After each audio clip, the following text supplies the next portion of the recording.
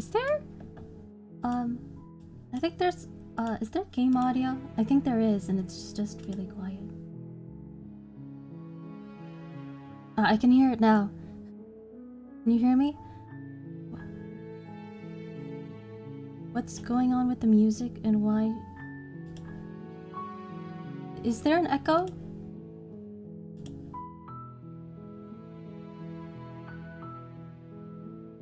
Because the sound is normal for me.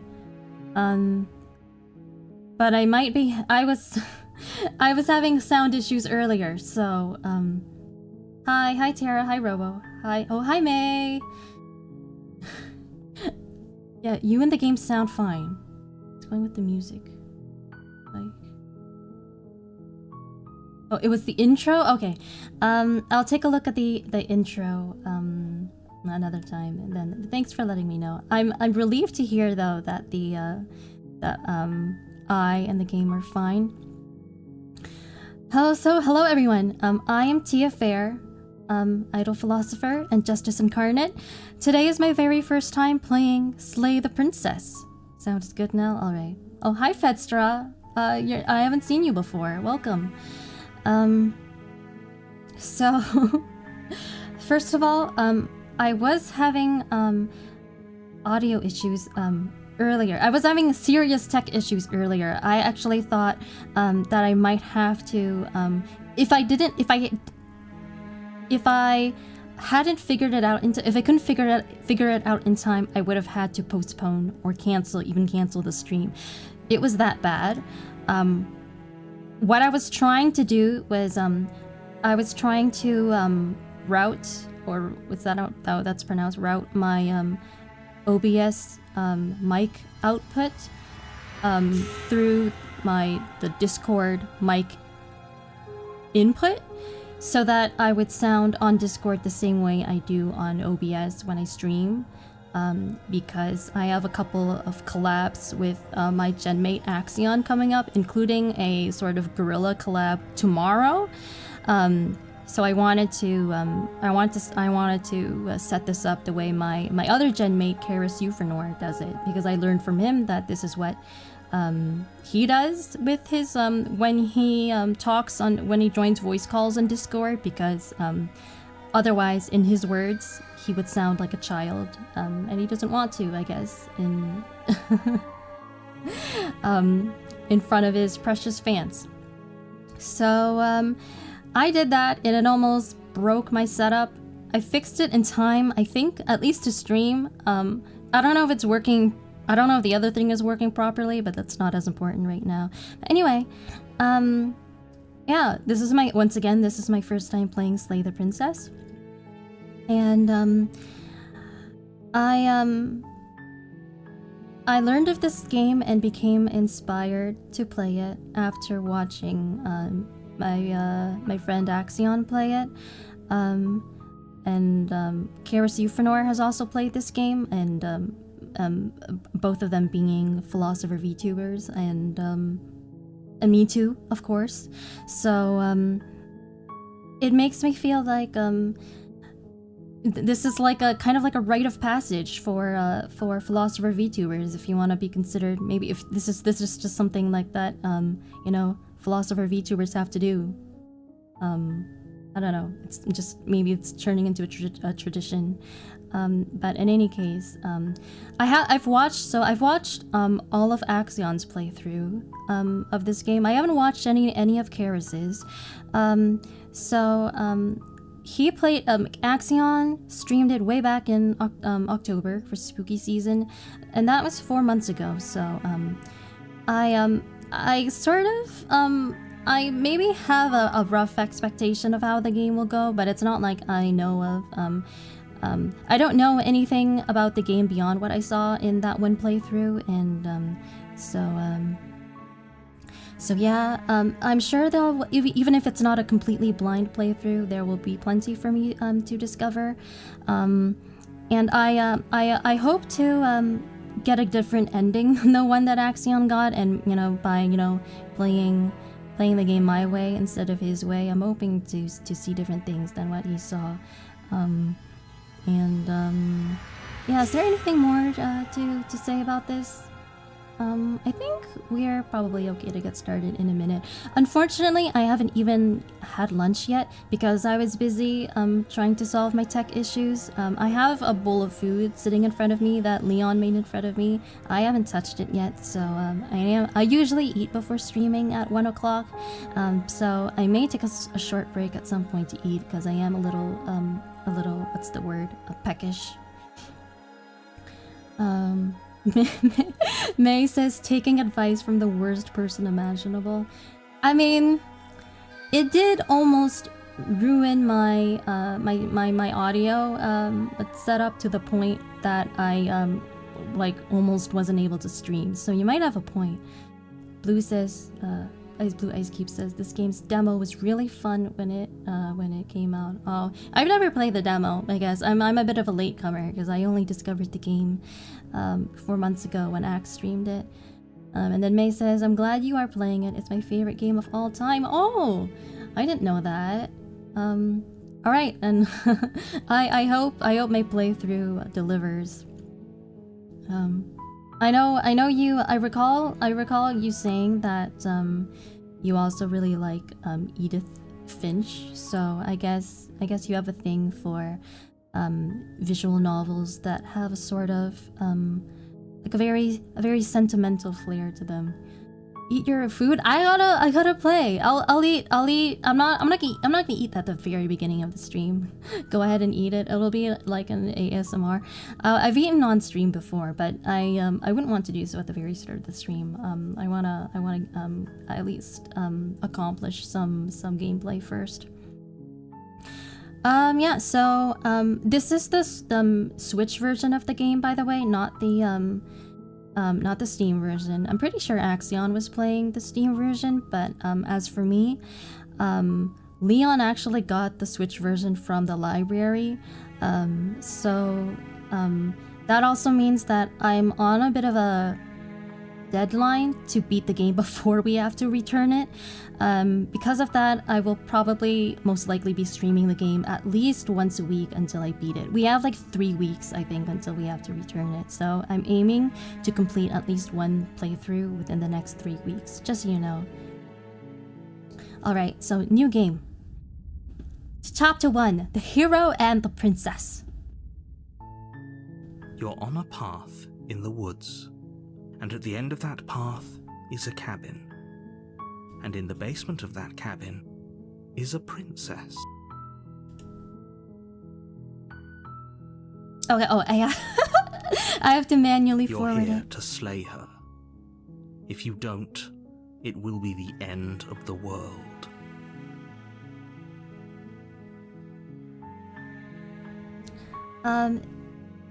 The end. Wait. So many options. No, this is all flooding back to me. I recognize these from Axion's playthrough. Wait, do you guys see that cursor hand? It's got claws on it. That's not a human hand. Do you see the hand that appears next to the each dialogue option? You're on a path in the woods. Yes, Tara's favorite line. Potentially, I could extend the hold if nobody reserves it. Well, theoretically, but we don't want to. I think we don't want to leave it to chance, do we? What do I do here? The end of the world. What are you talking about? I can't keep up a British accent for that long because she's locked up. Killing a princess seems kind of bad, though, doesn't it? I don't think being a princess or a woman should exclude you from being like receiving the death penalty or being murdered if that is something we extend to men.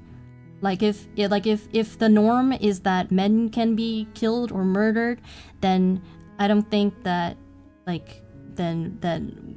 women should be exempt just on the basis of gender. Can't someone else do this? No, I'm Justice Incarnate. I'm not one to abdicate responsibility for doing the right thing to somebody else and making hard choices. If there is, justice to be done. Forget it, I'm not doing this. Have you considered that maybe I'm okay with the world ending? I think I would prefer the world to not. Do I get some sort of reward for doing this? I'm not really as motivated by extrinsic rewards. Okay, thanks for telling off a monarch. No, these turn slightly continue to the cabin. I think too bad it doesn't loop, but I think I want to know more about what the narrator means by the end of the world. Like, that's very vague. Like, what do you mean? That could be a lot of things. Like, how does slaying her prevent the end of the world? And what does the end of the world in this case look like? Like, what kind of apocalypse are we talking about? I'm talking about the end of everything as we know it. No more birds, no more trees, and perhaps most problematically of all, no more people. Okay, that's still very vague. How can a princess locked away in a basement in the world? If you don't tell me when she's dangerous, I'm not gonna kill her. Do you have any evidence to back this up?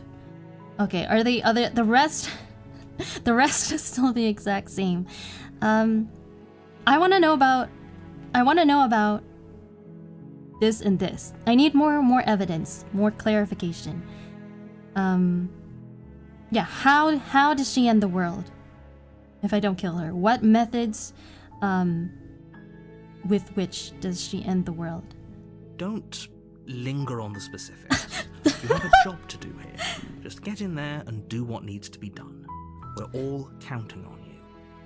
Is the game audio okay for everyone, by the way? It's a little bit quiet for me, but I think based on my other Switch playthroughs, that if I increase it for myself, that it might end up being too loud for you. So just confirm if it's okay for you. Don't linger on the specifics. You have a job to do. He's telling me to basically obey him on blind faith, which I kind of don't like. I'm a philosopher and justice incarnate, so I'm not one to enjoy taking, blind orders from people. I feel like I need a reason to do things. I need to understand why I'm doing things in order to do it. But then again, the stakes here are very high. It's not as though he's asking me to, like, do the dishes or something, so... Asking questions. Sacrilege. It may be slightly quiet, but not too bad for me. Okay. Maybe I'll make it louder, and then you guys can tell me if it's too loud instead. So I've turned it from 50%, the desk, video capture device, from 50% to 75%. Alright. Do you have any evidence to back this up? Sure, I'll ask that as well. You're already on the path that leads to the cabin. Why would you be here if it weren't to complete a very important task? You've made it this far, you might as well reach the end of your journey. Sure, I mean, I think he raises an important point. Like, I am here. I don't know why I'm here on the path in the woods. And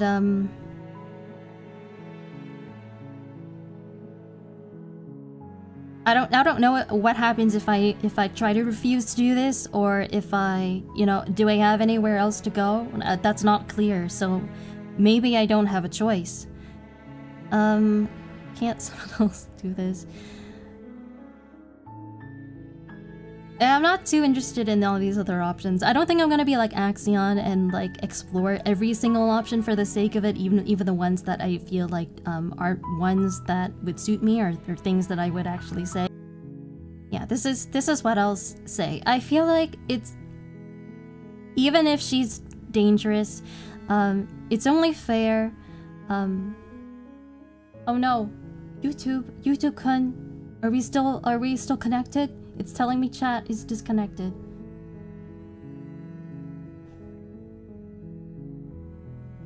Are we back? Are we back? I don't want to click the dialogue option until I'm sure that we're back, so that we don't miss anything. Oh no. Oh no, unable to connect to chat.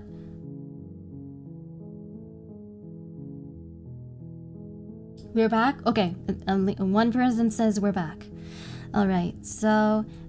As I was saying, I'm going to... It's only... No matter how dangerous she is, unless she's going to immediately destroy the world, it's only fair that I get her side of the story before doing anything. And then I always have time to decide after what I want to do. It doesn't strike me as right to kill someone on blind faith. Like, unless it's like an immediate threat. So... Then I guess we'll just have to see what happens. But, a word of warning.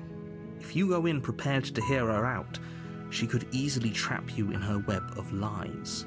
And the more you listen to her honeyed words, the harder it'll be to pull yourself out. Okay, I hear you loud and clear. I'll stay on my guard. Then each and every one of us is doomed. So sure, go, talk to her. See how that turns out for all of us. Dude, stuff the sarcasm. I can make my own decisions. Oh, and then that brings me to the cabin automatically. You make your way up the short path to the cabin. You'll find the princess within. We're not going to go through with this, right? She's a princess. We're supposed to save princesses, not slay them. Ignore him. He doesn't know what he's talking about. Proceed into the cabin.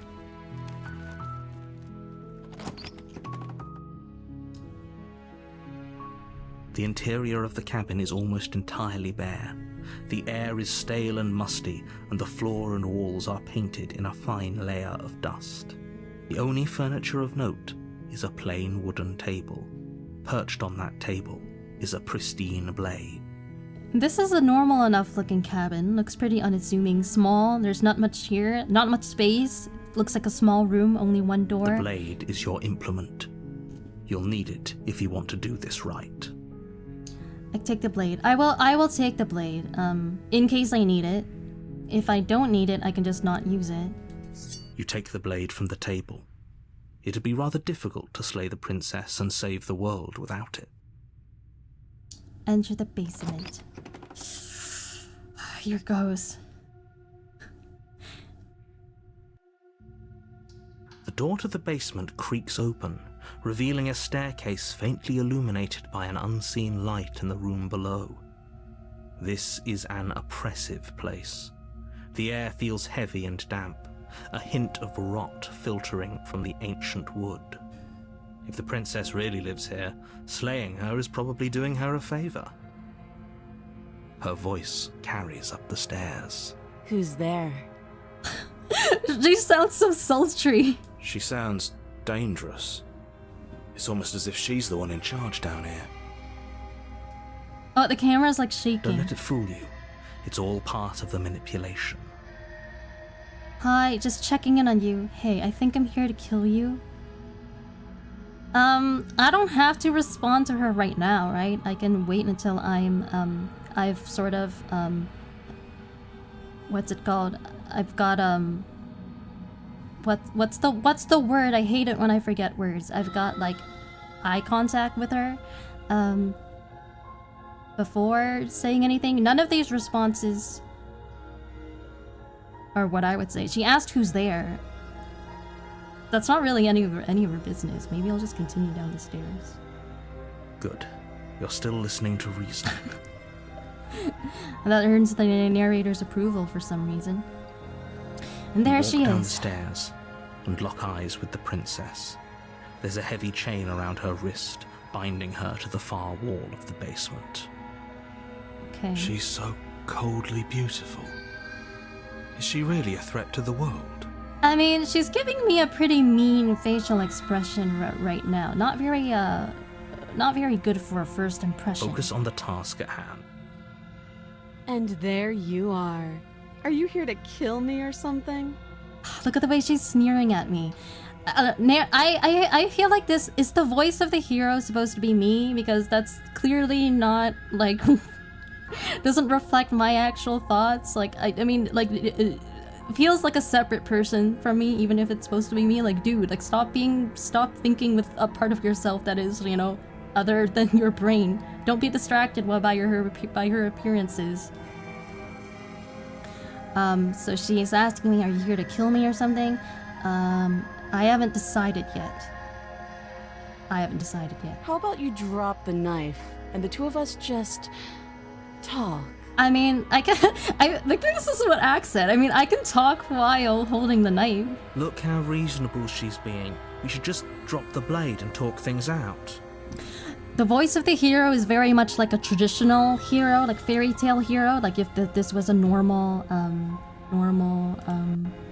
fairy tale where, you know, involving a princess.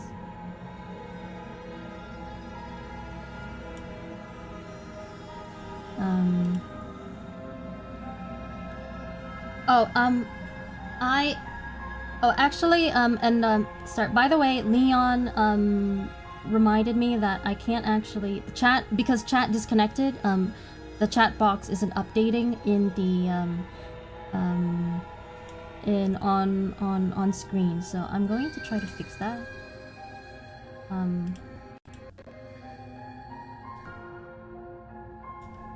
Give me a minute to fix that, because I do want chat to update. Sorry about that.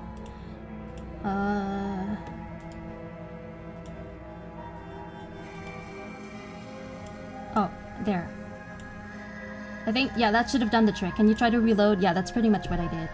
Right, okay. Did I miss a few comments?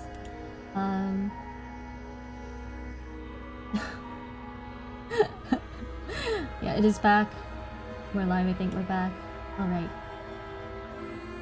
What if the princess is in the castle? She sounds hot. You're like the voice of the hero. Is that all you can think about? She's in a prison, I'd be upset too. I would have the same attitude if I was trapped here. Fair. But I mean, does she have to take it out personally on me? Like, I'm not the reason that she's in this predicament.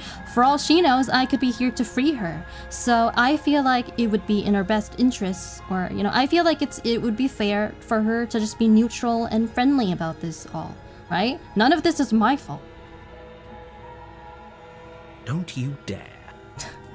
It's fine. We can decide what we want to do after we talk to her. Maybe she really is a monster.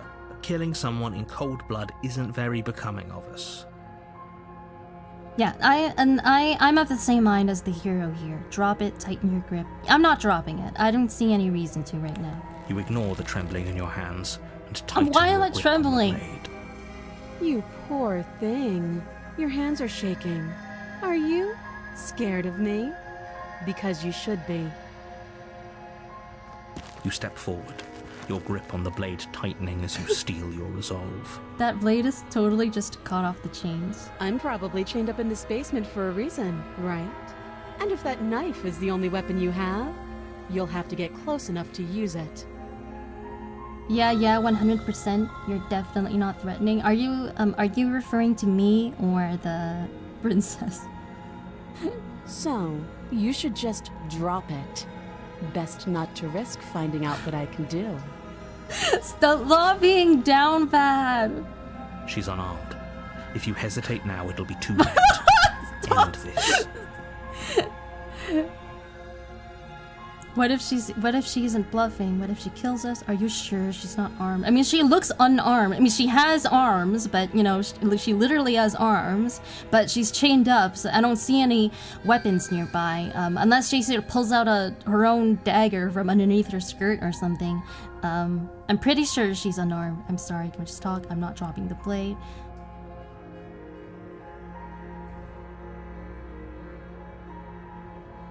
I mean... yeah, she's not really talking. Like, she's not telling us any actual information. Like, she's not giving us a chance to answer our questions or anything like that, so... if you hesitate now, it'll be too late in this. I mean, I could either kill her now on the narrator's faith or try to extract more information from her. That's pretty much the impasse that I'm at right now. And... the thing is, so far, if I had to make a decision right now to kill her or not, like no more talking, she hasn't given me very much of a reason to believe that she's innocent, I feel, with how kind of mean and manipulative she's been so far. Like, she sounds like someone who has negative intentions to me. And in contrast to the narrator, who seems to be concerned for the fate of the entire world, so far the narrator seems a bit more sympathetic to me.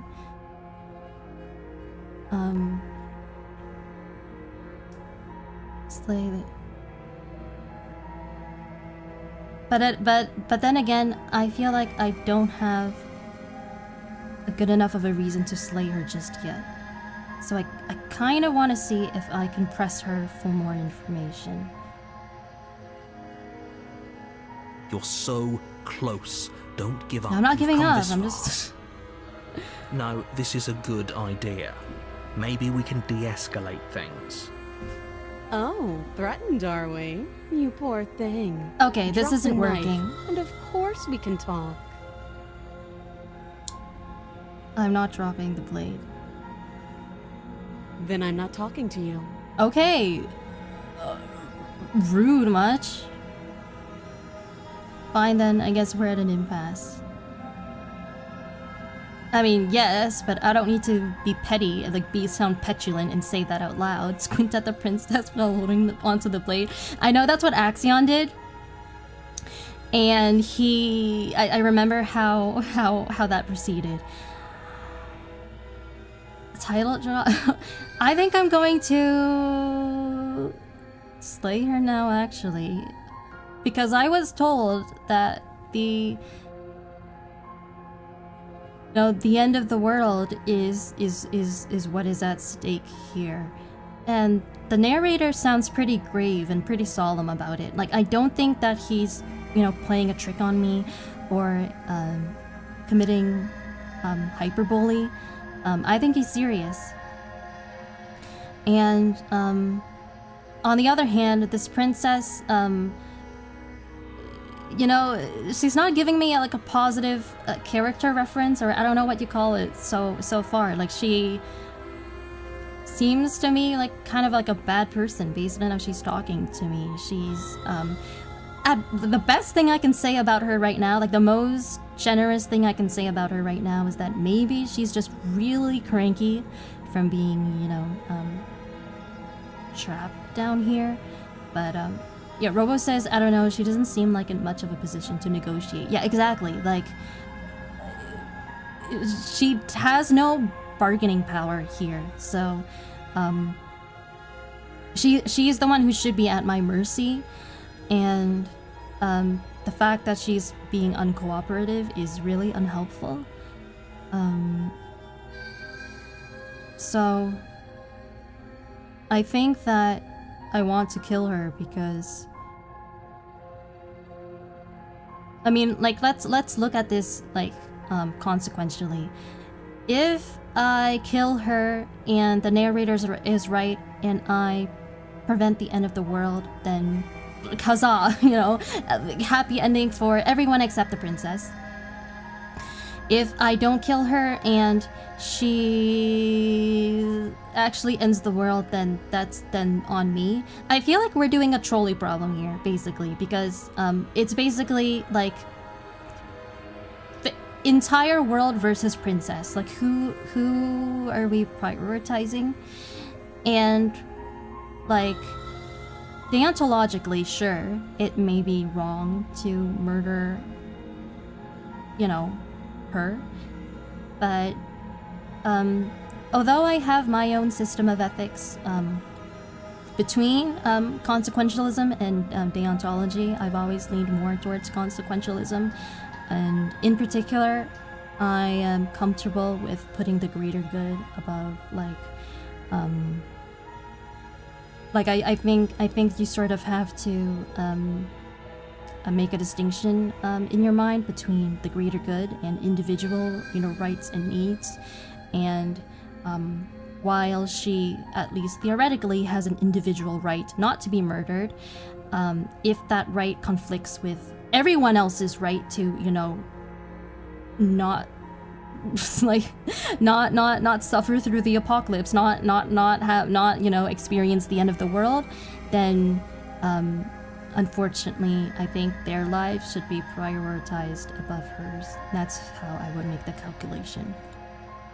And then if it turns out that I'm wrong about all this, and I'm, the narrator's joking or is wrong, and I kill an innocent woman for no good reason, then I just go to jail, and then justice will be served that way. So either way, I feel like I'm making the right decision by killing her. That's how I justify that. Ice Cube says, I think since we all came in with, I think you mean preconceived notions about her and this situation, we already dislike her, but if we just found her down here, we'd probably have freed her. I think you raise a good point, and you're probably right about that. However, we didn't come down here with no preconceived notions. We indeed came down here having heard that that she will be responsible for the end of the world, or she, her being alive will lead to the end of the world if we don't kill her. And it's true that the narrator could be manipulating us, but it just doesn't sound that way, considering like he sounds like sincere and genuine and she doesn't. So we can't, I feel like we can't just pretend that we haven't heard what we heard, or at least I can't. So I'm just gonna slay her because she's giving me attitude. Doubt, unfortunately, clouds your thoughts as you attempt to run her through. A moment of distraction and hesitation is all she needed to sidestep your thrust and deliver a catastrophic blow to your jaw. It feels like you've been hit with a sledgehammer. Yeah, bye. She's a lot stronger than she looks. Bone where your jaw has been fractured. Wait, how is she so strong? Who is she? Where did you? Are you? Does she secretly? Is she secretly a trained fighter? Holy shit, that hurt! Though she's unarmed, the shock of that first strike is enough to stagger you, putting you and the princess on somewhat equal footing. Your blade slashes through the air again and again, and her fists connect with your body why am I as getting many body? times or more, each impact as heavy as that first. Why does my hand look like that? My hand looks like the cursor. It's got talons and scales. Am I like a dragon born, like a dragon person? We can still turn this around. Put an ice pack on it. I'm sure if I can find some ice. Is there a fridge upstairs? If they knew this, they should have given us a gun. I don't. When is this game set? Is it in kind of like medieval time? Like, wait, actually, did guns exist in the medieval times? I don't. I mean, there were no guns available in the. There was only a dagger in the cabin. No long range weapons. I can't zone her out. Again, the narrator did not physically give me any weapons. He directed me to the cabin, in which I found the only weapon I found was a rushdown weapon, so I tried to rush her down, and like she's like grappling me.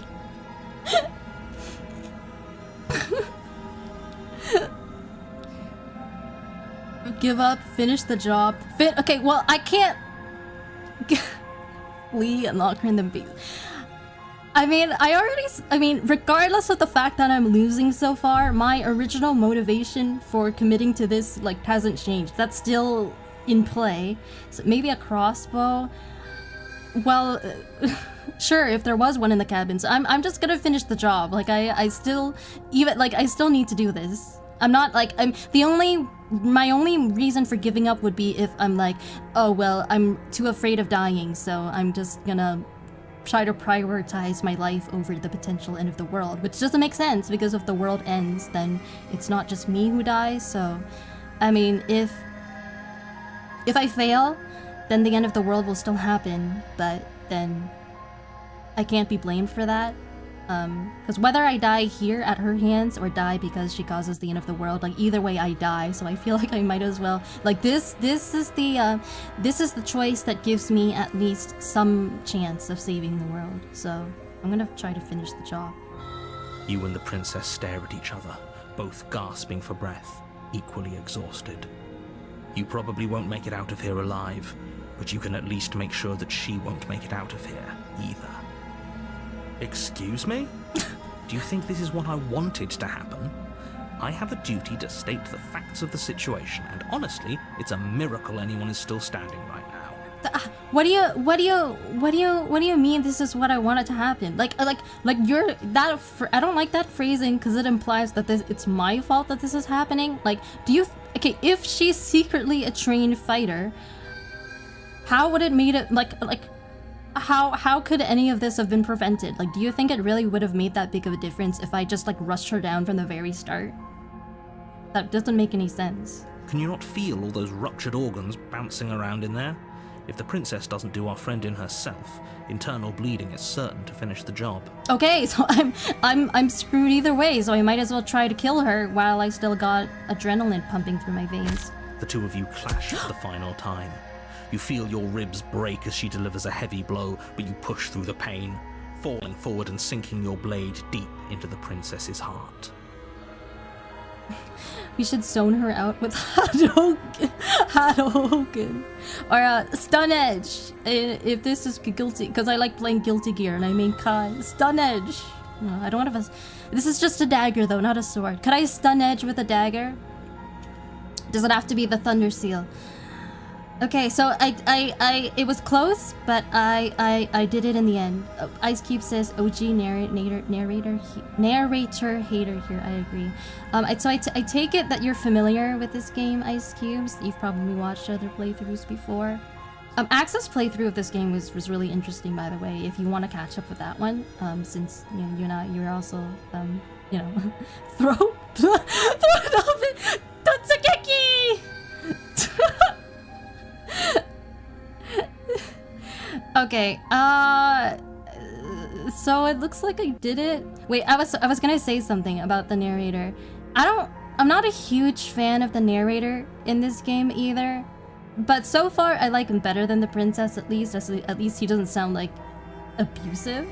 But the narrator does remind me of the narrator from the Stanley Parable, which I haven't played, but I've seen other people play that game, and I really sorry, I can't lie, I really hate the narrator in that game. He's so like passive aggressive and pushy, and I hate that. I prefer when people just speak to me sincerely and directly. I don't like it when people give me attitude. Only a demo. I'm familiar with any of the content after. Oh, so maybe after you watch me play, you can also watch Axe play if you're interested. Because I think there's from what I know, there are like many different endings, and I doubt I'll be able to sort of get to all of them. I don't necessarily intend to do multiple playthroughs. So yeah, wow, that game was short. Put me one. Nothing else, I'm sure. Tia, you need to play. I don't want to play the Stanley Parable. Oh. The two of you fall to the floor. Okay. This was fun. The princess gasps, her voice an unhealthy rasp as her lungs start to fill with blood. You put up more of a fight than I thought you would. But I have to wonder... Thank you? Do you really think this is the end? But you don't have time to worry over such things. Everything goes dark, and you die. Chapter 2, The Adversary. You're on a path in the woods, and at the end of that path is a cabin. Okay, And in so the it looks basement like... of that cabin is a princess. Why is You're here everything to slay spinning? her. It's giving me motion sickness. If you don't, it will be the end of the world. Okay, I'm sorry about this, but I gotta do an idle meeting really quick. I'm gonna be back in a few. Okay, this is because I got so much anxiety before stream, trying to fix my tech issues. I'll be back.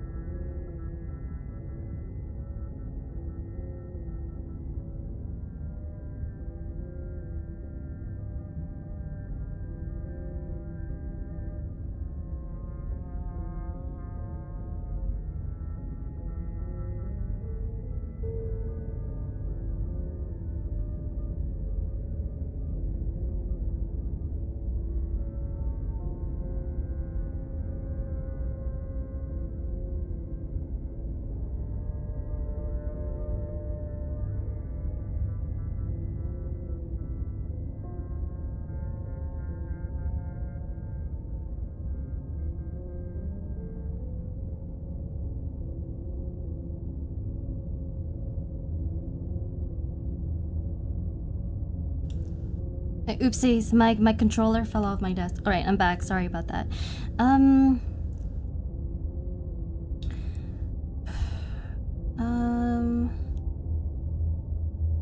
Parallax effect. Is that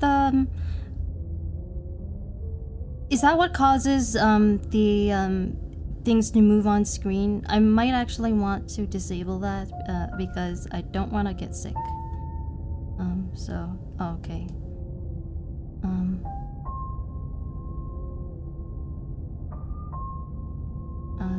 And then return.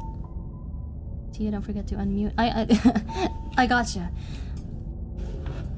Alright, so it looks like we somehow respawned, which is concerning because I thought I had done. I feel a little confused and cheated right now because I beat her fair and square, I think, and now I'm back. Does that mean that she's also back and I have to do this again? Because that would be really cheap. Parallax and flickering, you might want off. Oh, okay. So, what do I say to the narrator? Sure, she also killed me, but I definitely got her. Why am I here again? But I died. What am I doing here? This is what I want to say. I killed her, so why am I back here? I can assure you that you didn't slay her and that she didn't kill you. People don't just spring back to life after dying, and the two of us are meeting for the very first time. Okay, so the narrator either... If he doesn't remember what happened, then maybe it's best to keep it that way. Okay, so the narrator... You know I can hear you. Okay, it's auto-advancing. It's going to be a lot harder than you think to keep secrets from me. That's fine. It doesn't matter if he can hear us. The only thing that matters is marching up to that cabin and winning. That's the spirit. There's no point in squabbling when the real threat is just up that hill. So we have another voice with us now. Before we had the voice of the hero, and now there's another voice called the voice of the stubborn, which we presumably unlocked from slaying the princess the first time. But the narrator is playing dumb.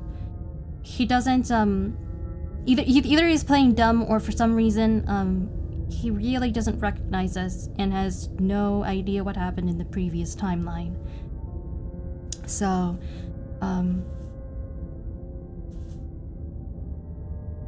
this doesn't really answer any of my questions, but I guess I have to do this again. I need to verify if she's still dead, which it doesn't sound like she is. So yeah, this is gonna be a lot of voices piling up. Maybe the princess has more determination than you. Undertale rules, I guess. Does that mean I'm Frisk and she's Flowey? You might have said an auto, but yeah, I think I did. Well, it's okay this way. Maybe the game will go a bit faster this way if I'm not commenting in between every single piece of dialogue. So I guess I'll just proceed to the cabin. I don't see any sense in arguing. I want to verify if she's dead. A warning before you go any further. She will lie, she will cheat, and she will do everything in her power to stop you from slaying her. Don't believe a word she says. Okay. Lying and cheating doesn't sound like her at all. Not that it matters. It's not like she can lie or cheat in the middle of a fight. Are you sure about that? The point of my warning wasn't to start an argument over what circumstances the princess is capable of lying in. It was to give you some broadly applicable advice. The princess will do and say whatever she thinks it will take to get her out of there. So don't trust her. Ever. Are we clear? Crystal. Let's just get on with it already. Okay, the voice of the stubborn sounds very eager. Much more so than the voice of the hero.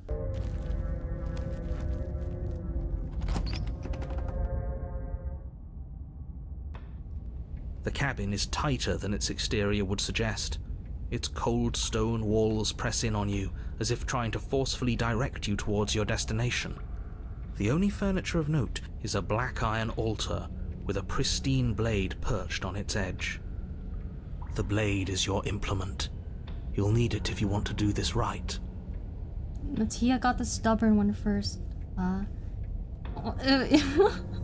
What? Are you? What's funny about that? Does that say something about me? You didn't say anything about the mirror on the wall. There is a mirror on the wall. Should I bother approaching it?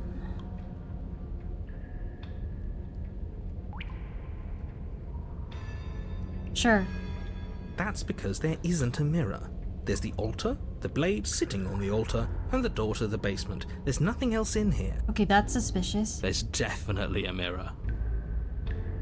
Oh, stop Oh, wait, bickering I and just get on skipped with it. something. Who even cares if there's a mirror? Care about whether I am being lied to. I wanted to look at myself. I want to see how handsome I am. Your rate doesn't matter. Remain silent. Approach the mirror. You walk up to the wall next to the basement door. It's a wall.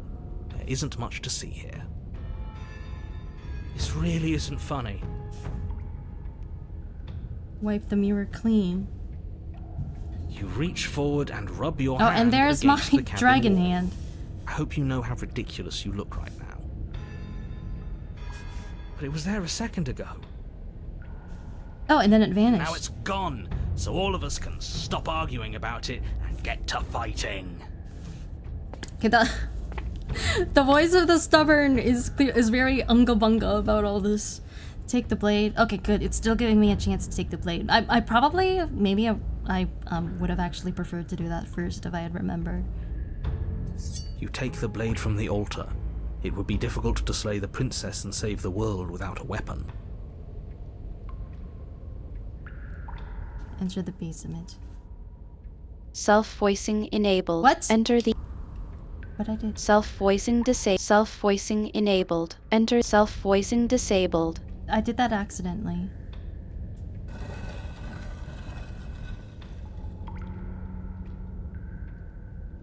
The door to the basement creaks open, revealing a rough stone staircase, its walls pressing at your sides and tightening as you descend. The air seeping from below is heavy and oppressive, with an almost sulphuric odor to it. If the princess lives here, slaying her would probably be doing her a favor. Her fierce voice carries up the stairs. Is that another challenger? Finally. It's been ages since I've had a good fight. This isn't what she sounded like last time. Her voice is a little deeper, almost threatening. Good. Sounds like my kind of princess. As much as I appreciate the enthusiasm, just make sure you don't let your bloodlust get to your head. You need to stay focused and keep your wits about you. Remember, you're here to slay the princess, not to have a good fight. The voice of the stubborn has a type As you I see. descend the final step, the form of the princess comes into view. A large shackle leading from her wrist to the basement wall. It looks like she could rip those chains out of the wall without a second thought. Oh, it's you again. I've been hoping you'd find your way back here. Good to see that death doesn't stick for either of us. And you brought your little knife, too. Yes! I'm going to have fun breaking you into little pieces. Okay, there's a lot going on here. First of all, things are different this time from our first run. Like, is it just me, or has she kind of like yassified a little? Like, she's taller, she's got horn, like she's kind of like turned like into like kind of like demon or like devil like. She's got like she got horns and like a and pointed tail and like hooved feet. And the cabin itself is different as well. It's no longer like just a normal wooden cabin. It now looks almost more like a cave, like a stone cave. There. I think things are finally making sense now. Just makes a lot of sense. This isn't making much sense to me. So clearly something very supernatural is going on here. Like, this world is not following the laws of physics as we know it, because she and I somehow both respawned, and we're and you know what's fucked up? I'm apparently the same as I was before. I look the same. I still got the dragon hand, so I'm probably at the same power level. But she looks upgraded because she looks taller and more muscular. So I already had a hell of a time trying to beat her before. It basically cost me my life, and I was still only able to I was just able to manage. And now she's even stronger, so that doesn't bode well for my chances at success this time. That's what I'm thinking.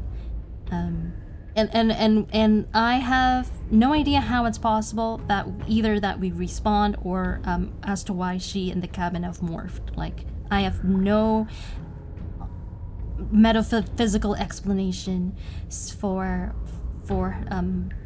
why that is. This isn't even my final form. Yeah, what if yeah, that's true. What if I kill her? What if even if I manage to kill her a second time, what if she evolves and becomes even stronger? Like, what if she's kind of like, I don't know.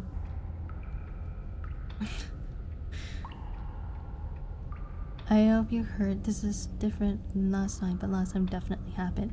Yeah, do we want to stick it to the narrator? Or just tell her you look different? So you do remember me. I'm actually here to free you. I'm not saying I'm not here to fight, but I think the two of us have a few things to unpack first, like how we're both still alive. Should I address her or address the narrator first? I'm not fighting a giant demon lady. That's very real of this dialogue option. Narrator is so narrator was playing dumb. Is it worth it to try to stick it to the narrator? I think I'd rather address the princess. Maybe I feel like I'm more likely to get answers from her. So you do remember me? So she does remember me. It's just the narrator that doesn't.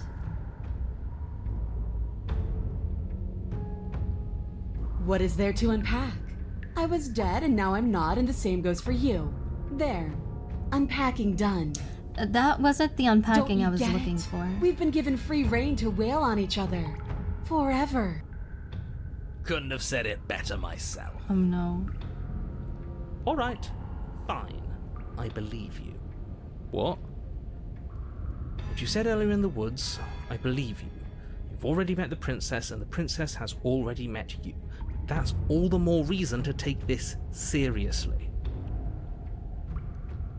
You don't know that whatever brought the two of you back to life isn't a fluke. And beyond that, do you know who doesn't remember anything that happened last time? Me.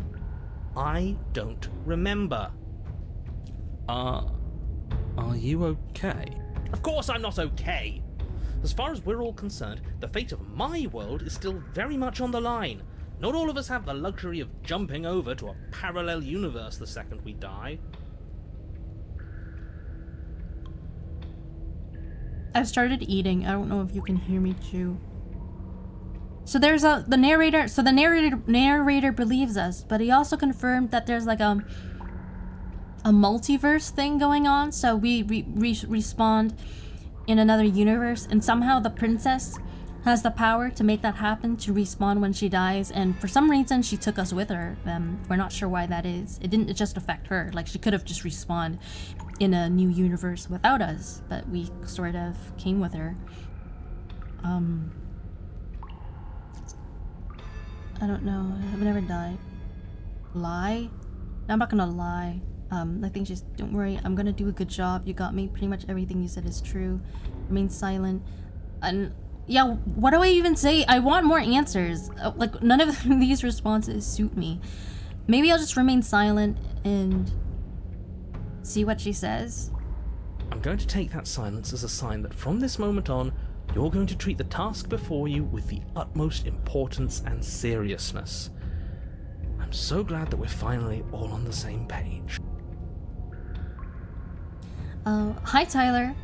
I take it you've seen this game before. Narrator, I'm starting not to trust you. Yeah, also, something I noticed, the narrator like seems omnipotent, but the other one like omniscient to me. Like the narrator seems like a sort of like an all-knowing narrator, like the kind that you you often find narrating like fairy tales, like, you know, like once upon a time there lived a like blah blah blah, like that kind of narrator.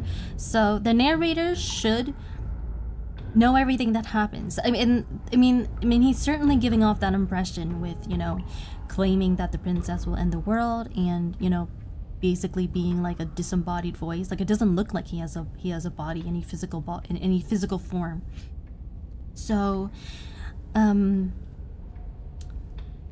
yeah, that also doesn't add up. So now I have access to the other choices. I could give up if she looks too scary, but I mean, I don't think the stakes have changed. Like, my original reasoning for wanting to kill her still holds. Just because she looks more formidable, it doesn't really change any of that. You look different. So you do remember me? I think I'm just gonna attack the princess. Like, what more is there to do? No, she looks so Finally ready scary. to complete your destined task, you launch off the wet stone floor of the basement and catapult yourself headlong towards the princess. Here we go. Let's make this count. Oh, we'll make it count, all right. As you bridge the gap, your blade slashes across the princess's chest, splitting skin and drawing a jagged Alright, I got line of first bright strike. red blood. No! She's unfazed by your onslaught. Her expression barely changes as her fist collides with your ribs, cracking them like twigs and driving you right back down to the basement floor. You can hear her chains snap as you struggle to recover from the impact. What? She almost looks disappointed in us. Why is she disappointed in us? Oh, you don't actually get it, do you? That knife may be sharp, but you clearly don't want to kill me. It's not fun if you hesitate. It's not fun if you try to trick me and make me bleed out. It's only fun if you go straight for the heart. Is that not what I was doing? You need to put everything you have into seeing me dead. Or what's the point? So don't be afraid. Don't hesitate. Kill me. Don't let her get in your head. Reincarnation or not, this world needs you to win. She's huge, but that probably means she's slower than us. Take it slow, think it through, and don't panic. Bleeding her out is our best course of action. Don't listen to them. She understands something that they don't. The only way to win, the only way out of this is through her. Okay. Scary isn't what I'd call her. I'm jumping into her arms too. LMAO, you guys in chat have a type. First blood, strong. She's so real for that though. You know what she reminds me of right now? She's sounding a lot like a shonen manga villain. Like, you know how like the archetype of like characters who are like, they just like enjoy fighting for the sake of it. Like, they don't necessarily have any other goals than just fighting for fun. Like, kind of like Kenpachi Zoragi in the Bleach Soul Society arc. This is like Ichigo versus Kenpachi. Bait and opening and outmaneuver her, strike at her heart head on. Well, this is what we tried first and it didn't work. So yeah, maybe we'll try sort of beating her with strategy, with brains, since she seems to have like the advantage in bronze. You push yourself off the ground and attack the princess, trying to bait an opening. You do your best to outplay her, slashing out and leaving red cuts in the tattered remains of her white dress.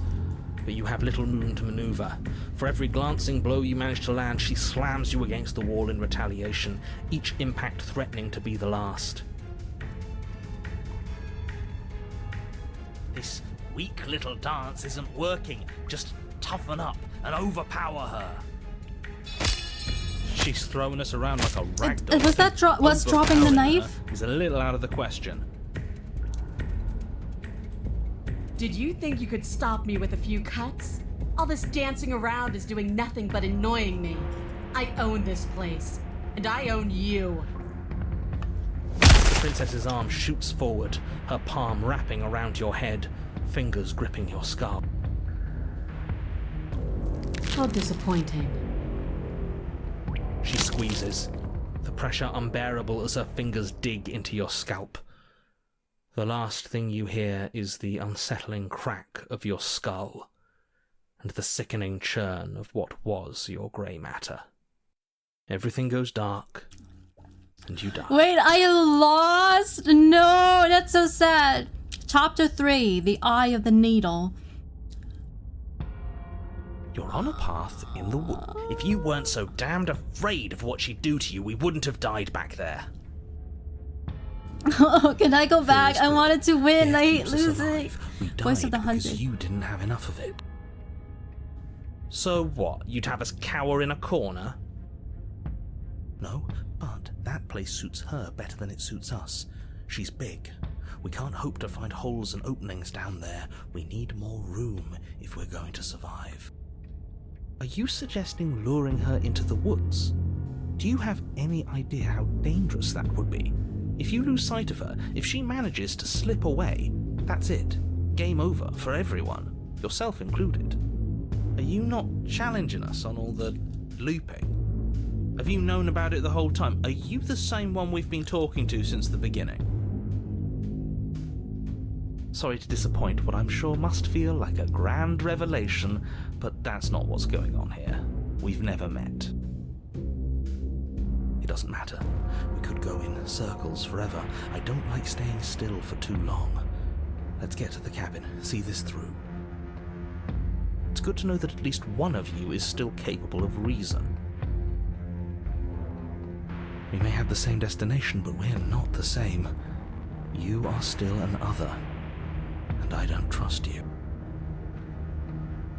I don't like this outcome. Now I regret not attacking her head on, but it is what it is. Wait, we just lost to an adrenaline junkie and masochist. We haven't talked enough about how different this place is. I wouldn't even call these woods. It's like your influence is poured out into the world. Yeah, so clearly, there is something about her nature that is able to influence the environment around her. Now, it's not just the cabin itself that is transformed. Now, these woods no longer, I think, can even really be called woods. They don't look anything like woods anymore. There's a few shrubs, and the rest is like, it's basically like a rock tunnel. What if you don't agree with this plan? What if I'd rather do something else? And the music is very ominous right now. Yeah, I'm gonna point this out. It's evidence of one of many ticking clocks. You can't let her spread any further. Things are always changing. She changed, the cabin changed, we've changed. Wait, in what way have we changed? Well, the woods changed. Because they're not supposed to have changed. This is supposed to be a path in the woods. If it's not, it means something's gone horribly wrong. This is making me feel like I fucked up really badly. I feel really sad now. I'm sorry. I guess I just have no choice to go to the cabin now, but it feels like my chances at victory are even worse now. It isn't long before you find yourself at the end of the path, staring up the hill at the cabin. I hope you've given serious thought to your predicament. No last advice for us? No words of warning? From what I gather, you've heard it all before. There's no use screaming into the wind. I don't know. Screaming sounds pretty good right about now. I could use a little catharsis. Catharsis is for when we're finished. For now, we need to hold it out in front of us. Something to chase. Nothing more to say or do The there. interior of the cabin is suffocatingly tight. More of a glorified tunnel than a building. Its stone walls squeeze against your sides, leaving you no choice but to press forward. The only furniture of note is an iron altar jutting out from the wall, a pristine blade perched on its edge. The blade is your implement. You'll need it if you're going to do this right. See? We have even less space than before. We need space or she'll kill us. And the only space is out there. Take it! The voice of the hunted sounds like a claustrophobe. That I can relate to. You never mentioned the mirror. Take that damn mirrors back, but there's no way forward. There's a mirror at the end of the room. That's it. Yeah. Okay, now I'm scared because last time we peered into the mirror, it vanished. And it feels like if we did that now, the door could be theoretically right behind it. Or what if she's right behind the mirror? Maybe it'll go away again. That's what I'm actually worried For about. something to go away, it would have to be there to begin with. Let me assure you, there's no mirror here.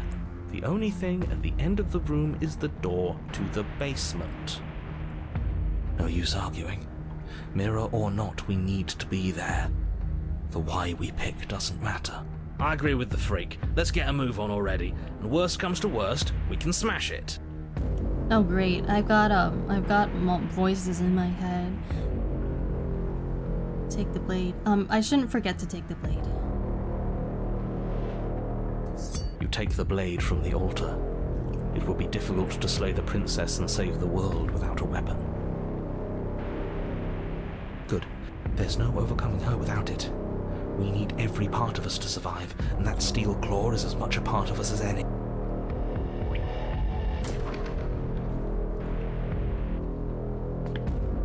You step forward and approach the door to the basement, hesitating before you open it, as if you don't see it. You're rather committed to the bit, aren't you? The door's right there, it's right in front of you. This really is just like last time. It smells of nothing, yet it's still there.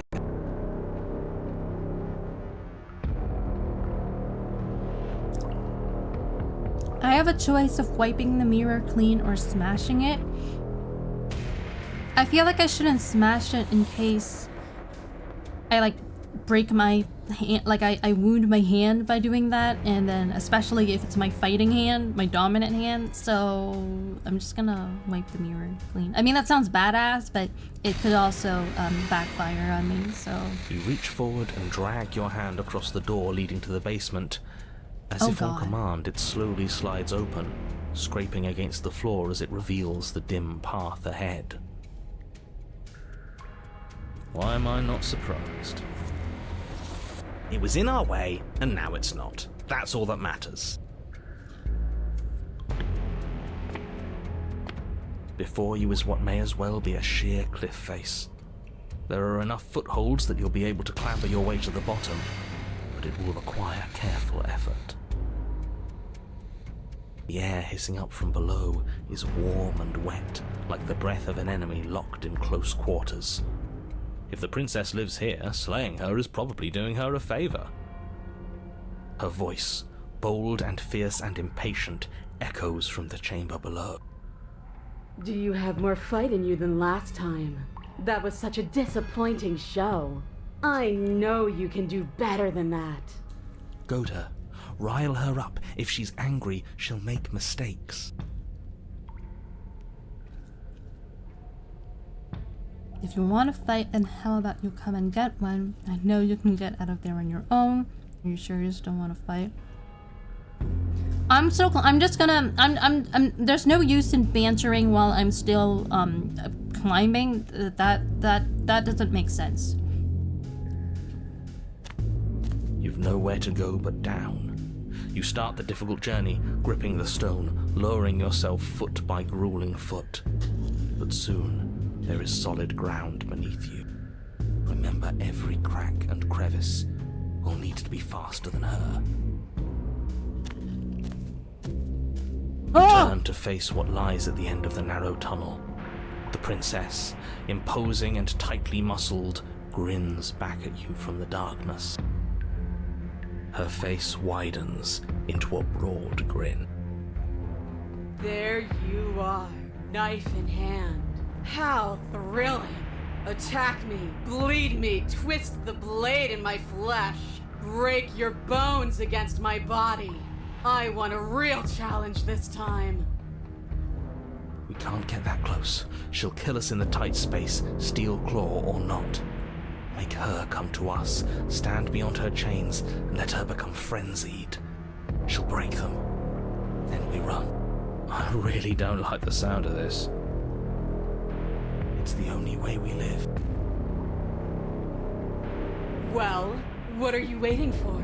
If we're gonna do this right, you can't be scared. You need to want this as much as I do. So go on. Make the first move. Don't keep me waiting. She's becoming more like a dragon. That's exactly what I was thinking. Like, now we're both dragon-like. And, okay, I want to follow up on something that someone said earlier. I think it was Leon. You said we're watching you, Tia, in a reference to my pointing out that your chat's collective taste in women apparently being like mommy. Like, I don't the mommy type. I don't know how I feel about being compared to her. Like, it's for like everyone else. I want everyone's opinion. Is that me? Is that the type that I am? Because this is the first. I feel like this is the first I'm hearing of it.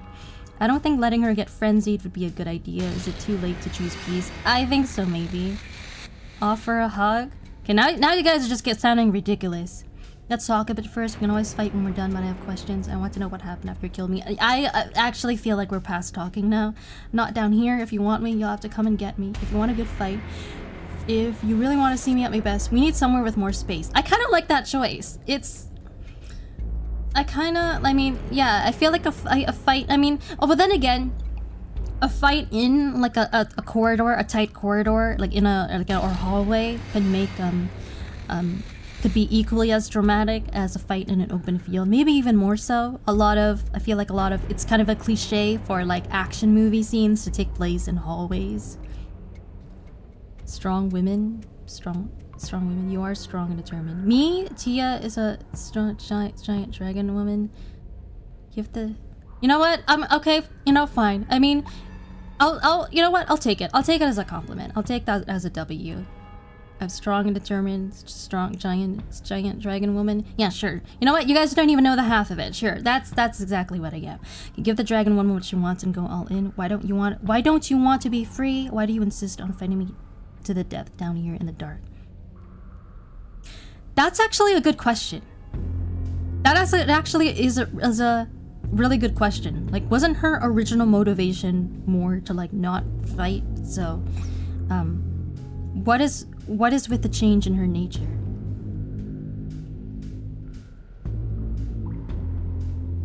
This again?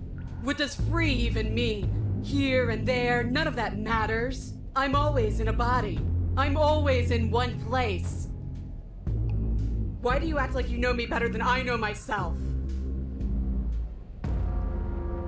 I had what I wanted. I had something perfect and it ended.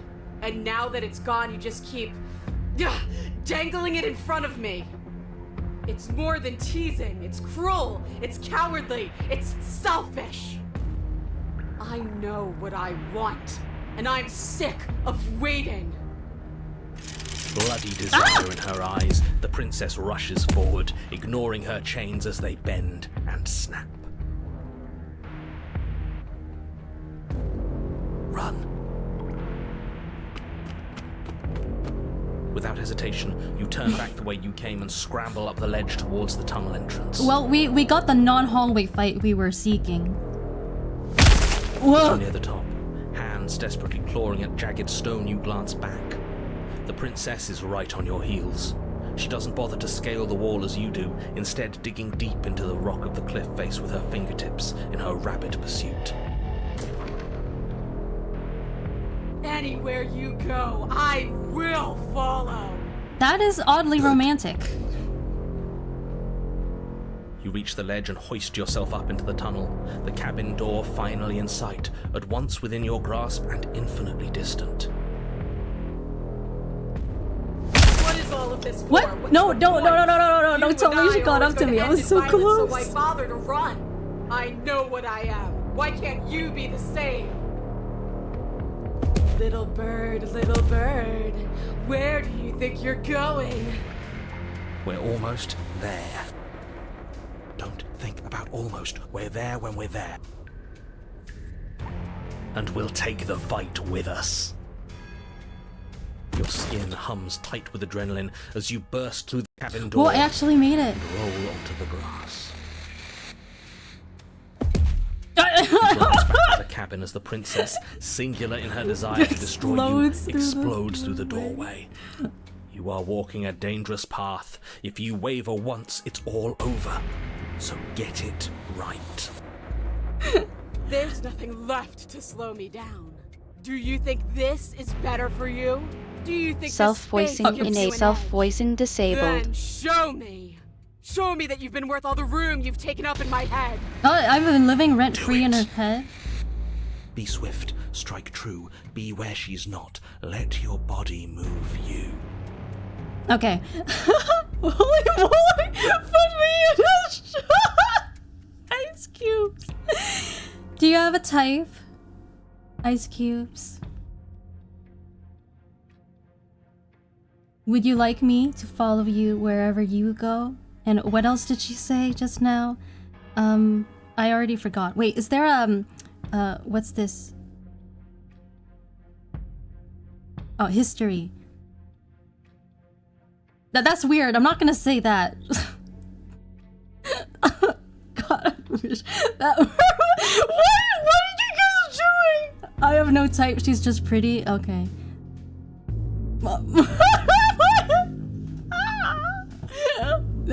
I feel. I'm starting to feel like I know why some of you guys are watching me right now. I don't think that this is an experience that Garrus Euphranor or Axion can offer. Okay, wait. I gotta focus. Okay. I mean, yeah, she is, I guess, pretty in a certain sense. She's also huge and menacing right now. Yeah, what did she say earlier? Anywhere you go, I will follow. Has her husband? Why does that matter, huh? Okay, she said, anywhere you go, I will follow. Anyone here know the Phantom of the Opera? The song, All I Ask of You? It goes like...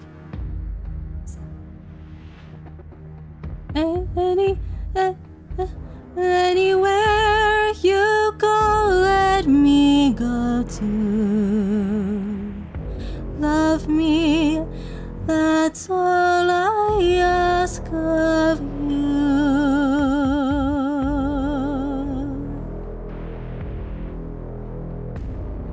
That's what that reminds me of. Tia, you got that right. I'm honestly lost. I don't know what you guys are talking about anymore. No amount of cross-dressing compares to this. Where's the bring her cupcakes and flowers option? Yeah, so what are the options now? Are you sure you want to do this? You're free now, and out here I have the upper hand, but you don't have to fight. Yeah, so I could back down, but I don't feel like that's gonna work out. I feel like I've got enough of a character reference to know that that's gonna. There's no peace.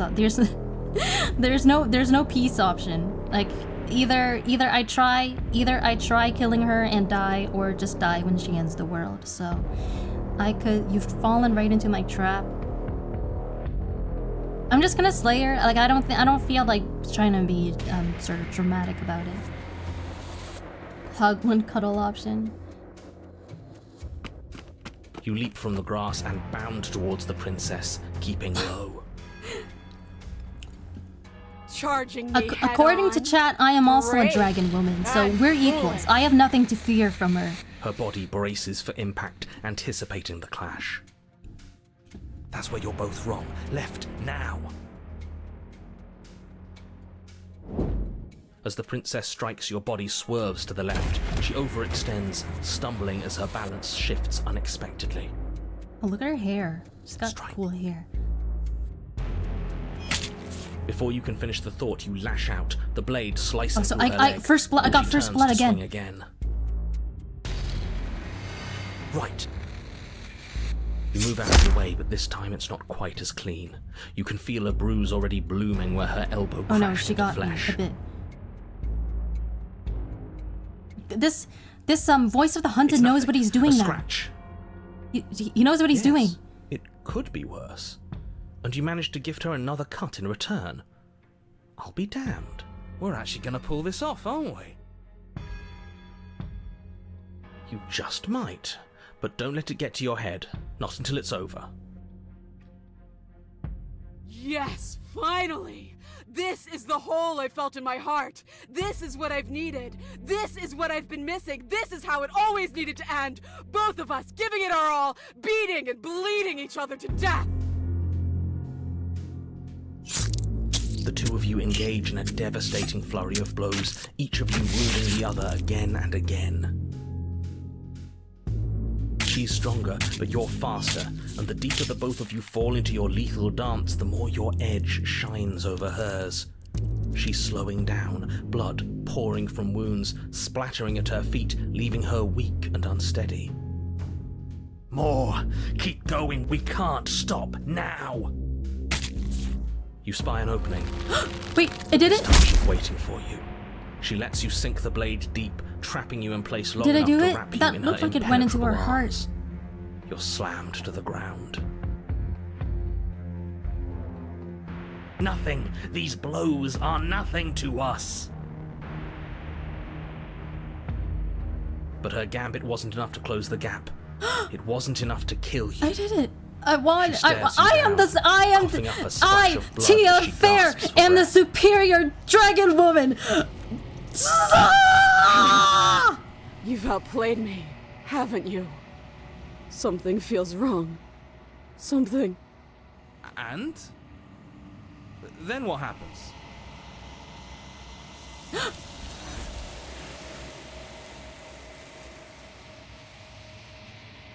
Why does the background look hairy? But you do not have the chance. You do not have the chance to respond. Something has taken her away, and it's left something else in her place. She's gone. Where did she go?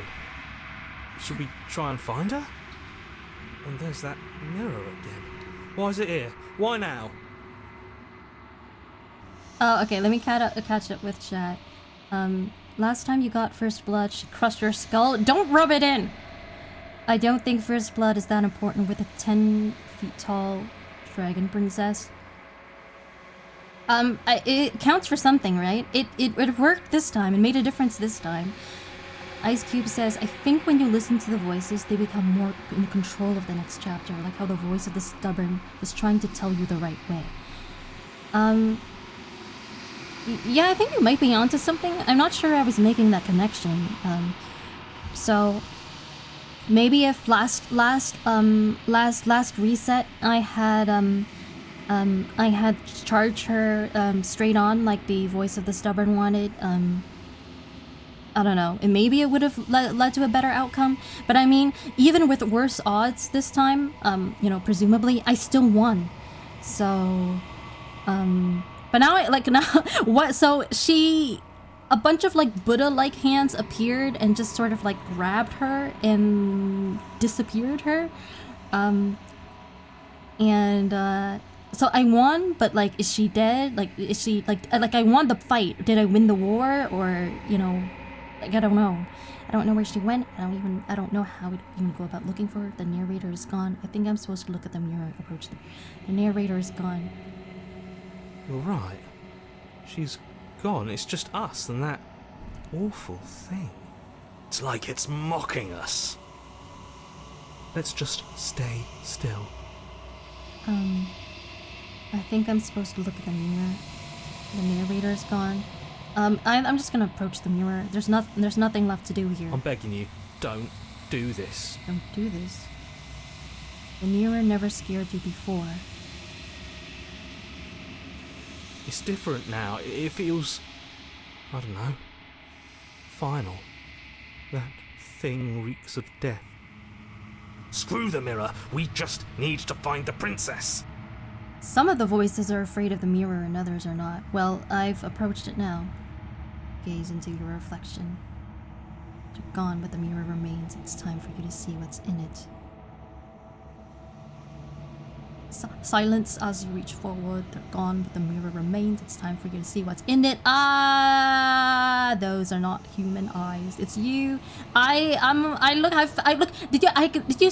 It was faint, but did you see it? I had like wings. I'm like a. I am a dragon woman. You are alone in a place that is empty. It is quiet here.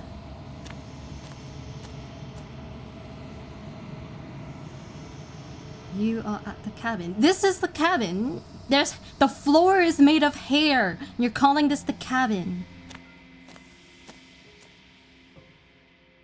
Something finds me in the long quiet and brings me the gift of a fragile vessel. What are you? The gift of a fragile vessel. Is this the end of the world? Let her out of there. Do you know the narrator?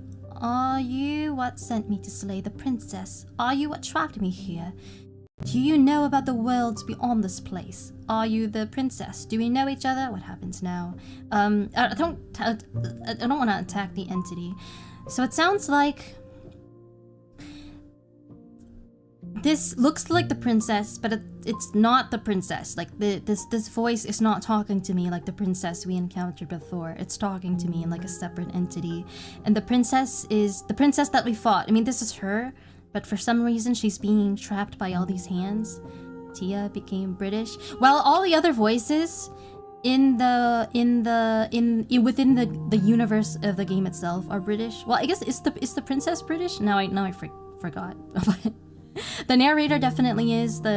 All the protagonist voices are. So if I'm speaking from the perspective as Tia Faire, then I can sound normal. But if I'm speaking from the perspective of like the in-game like player, then I wanna try to blend in.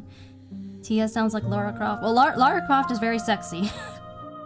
So I'll take that as a compliment. I wouldn't want to pay the heating for this cabin. Is your cabin not hairy? Is yours? Tia Farrington. That's a cute nickname. Tia Farrington. I'll use that sometime if I ever need like a British alias, like I'm going undercover in London as I don't know. So lots and lots of questions and options here. Something so she says something finds me in the long quiet and brings me the gift of a fragile vessel. What is a vessel? What's the gift of a fragile vessel? Is it the end of the world? No, it doesn't look this. I don't think this is the end of the world because I'm alive and she's alive. Let her out of there. Yeah, I don't know what these hands are. I don't know if they're benign or malicious. Do you know the narrator? Are you the princess? Are you the princess? Are you the princess? Actually sounds like a good starting option. Or I could ask, what are you? That is a similar question, but differently phrased, I guess. The gift of a fragile vessel. Actually, maybe I actually want to ask about what the gift of a fragile vessel is. Yes. Nerves and fibers to feel the worlds beyond. Perspectives to make my own. This one remembers a spark lost in time, and she would stop at nothing to reclaim it. She will make for a burning heart. Burning heart. Do not mourn her. She has finally remembered what she thought she'd lost. I remember when she was sort of complaining how she had something that was perfect, and then we took it away from her and we're dangling it in front of her. I don't feel that we or I ever quite figured out what that thing was, but it looks like things worked out in the end. I think her fragile vessel is her body. I don't think she was a princess to begin with, but some kind of god or otherworldly creature. I mean, it certainly seems that way now. She's not a princess in the literal sense of being a monarch who, you know, reigns over a kingdom. And that's just like, she has the aesthetic of a princess. Like she's a, you know, she fits, you know, our cultural stereotype of a princess being a conventionally attractive young woman with a tiara. Well, she doesn't have the tiara anymore, I don't think, but she had one before, a tiara and like a dress. Yeah, so is this that out of there? We know each other. What are you? Yeah, are you the princess? That's a good follow-up question. She is part of me, and part of me is her. I haven't elected her. You don't elect princesses. You just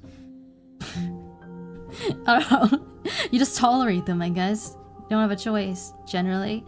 But were you always the princess, or are you just making her a part of yourself? That's a good question. You speak in circles. Does it matter where one thing begins and another ends?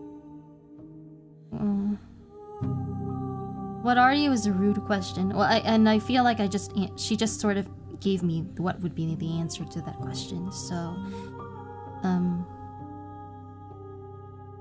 do you know about the worlds beyond this place? Oh, that's true. We could ask her about the multiverse.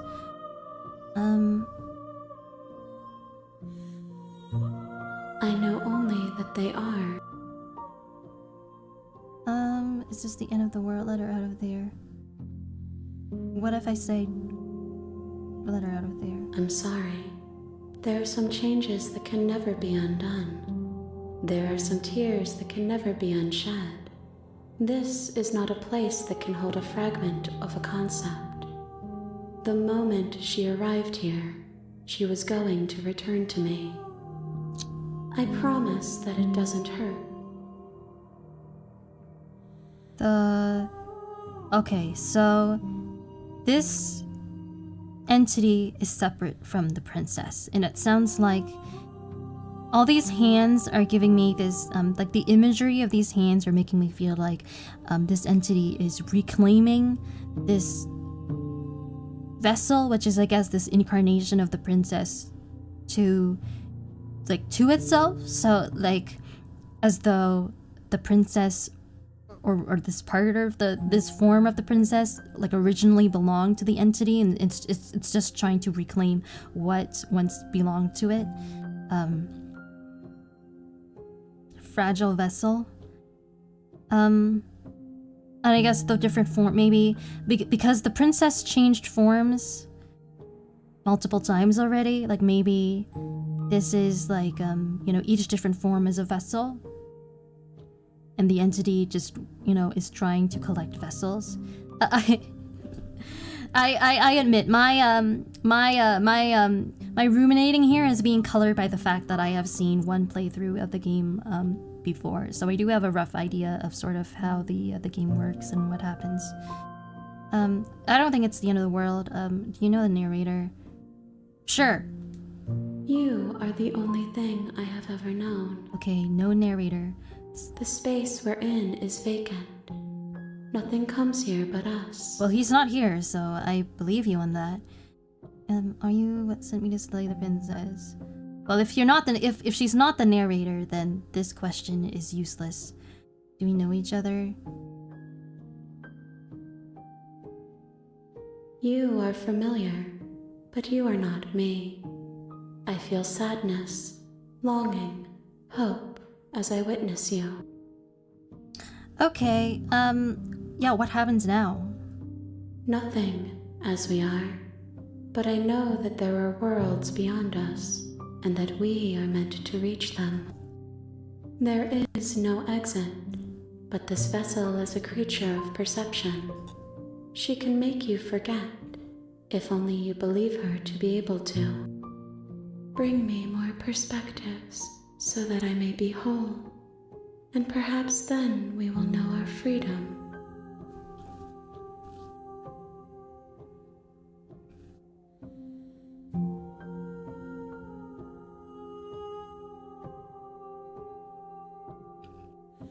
Okay, more questions here. So, the existence of a multiverse has been confirmed, and she's basically saying we actually have to purposely explore the multiverse and try to reach like parallel, I don't know, timelines or multiverses or whatever you call them, and for the express purpose of finding more different forms, or I guess they're called vessels, of the princess, and then delivering them to whatever this entity is. What does she mean by forget?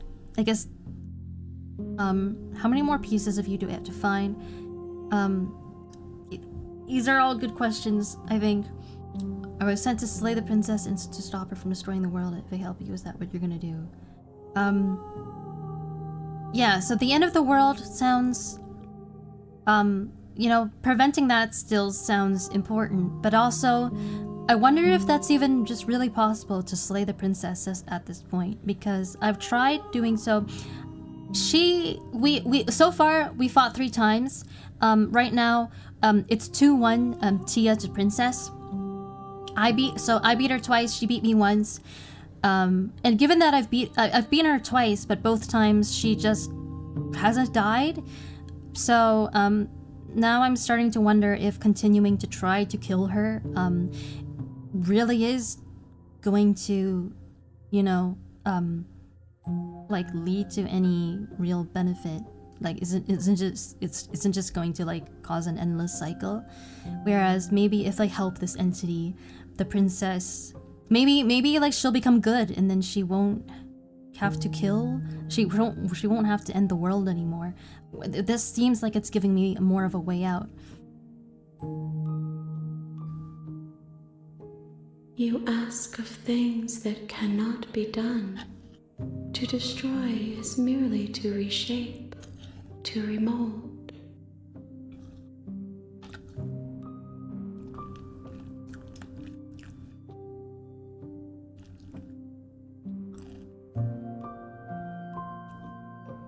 Yeah, you're being semantic. What are you going to do if I help you? How can I know? I am flickers in something sprawling and unilluminated. Okay, she's kind of saying, well, you shouldn't be afraid of the end of the world anyway, because it's like a rebirth, you know. Don't think of it as the end. It's just like a reset. And also, like, I don't know if I'm gonna do it. You know, you have to find out. That's kind of what she's saying. Well, I want to know, well, if this is what I have to do anyway, how long do I have until this is over? More than you have found, but less than there are to find. I am infinite. The rest will find their own way home. Okay, so more than you have found, which is 1, but less than there are to find. So I don't have to find all that exists. I just have to find more than 1. And that's all I know for now. Everything. Until we meet again. Okay, so is she going to erase my memories? Okay, well, I don't need to ask these questions, so... She asks that I tell you to remember her. You won't. Darn.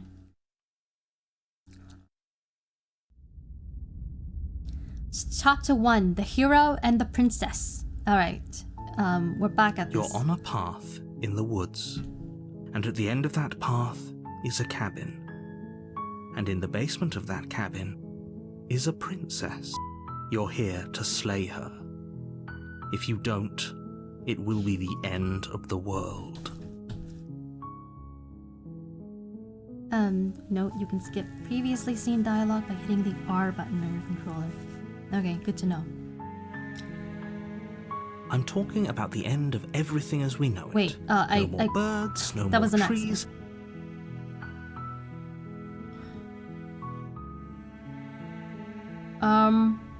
I'm just gonna. I've asked. These are the same dialogue questions as dialogue choices as before. So.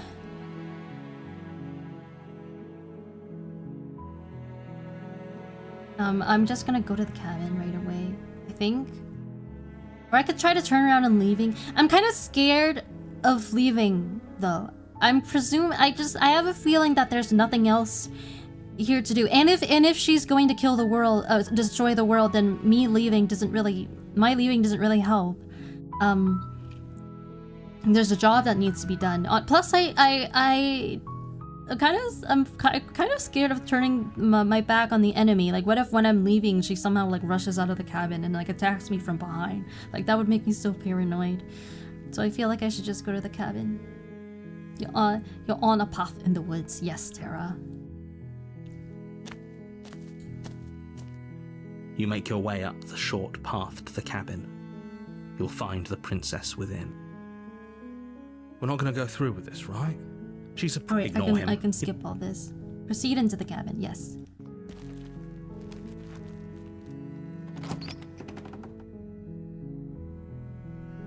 The interior of the cabin is almost into blade. I was thinking about what I should do differently in the on this reset than in the last one, because I mean last time I pretty much assumed that she was like evil, or at least dangerous and worth killing, and I killed her, and then now it sounds like it seems like trying to kill her is futile, in the sense of like it won't actually save the world. Like like nothing will end just because I succeed in killing her. So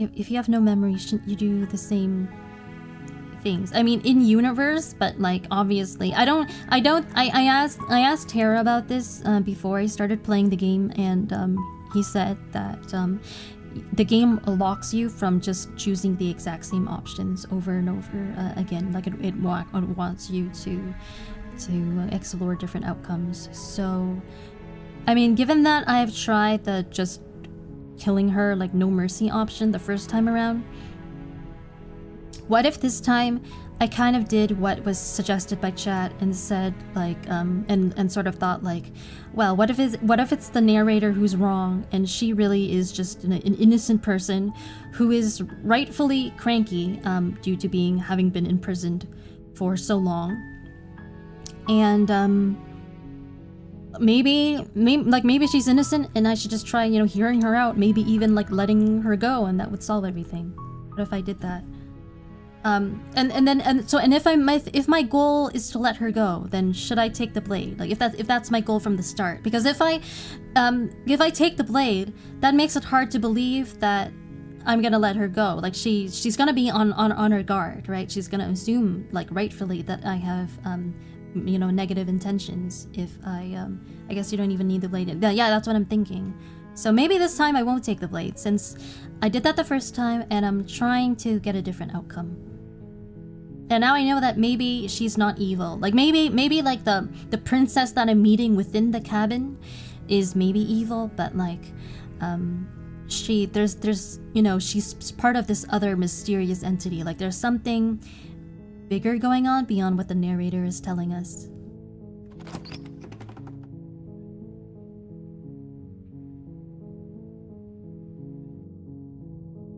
The door to the basement creaks open, revealing a staircase faintly illuminated by an unseen light in the room below. This is an oppressive place. The air feels heavy and damp, a hint of rot filtering from the ancient wood. If the princess really lives here, slaying her is probably doing her a favor. Her voice softly carries up the stairs. Hello? Is someone there? It's hypnotizing.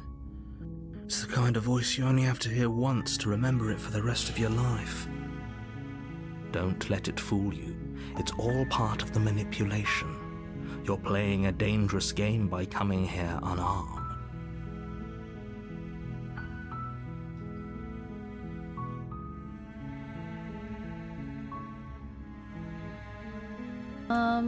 So her voice sounds different now, and it seems like just because is it really just because I didn't take the knife this time?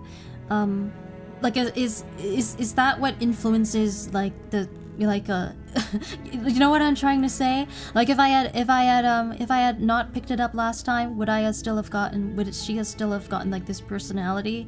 Because that's kind of messed up if like my choice of picking it up or not like automatically determines like whether she's like innocent or not. Like it's kind of like a self-fulfilling prophecy. Wait, was that new? You mean like her voice? Yeah, like she sounds both her lines and the sound of her voice are different now. So I could. Last time I chose to continue silently down the stairs, but I could say I'm here to save you, or just.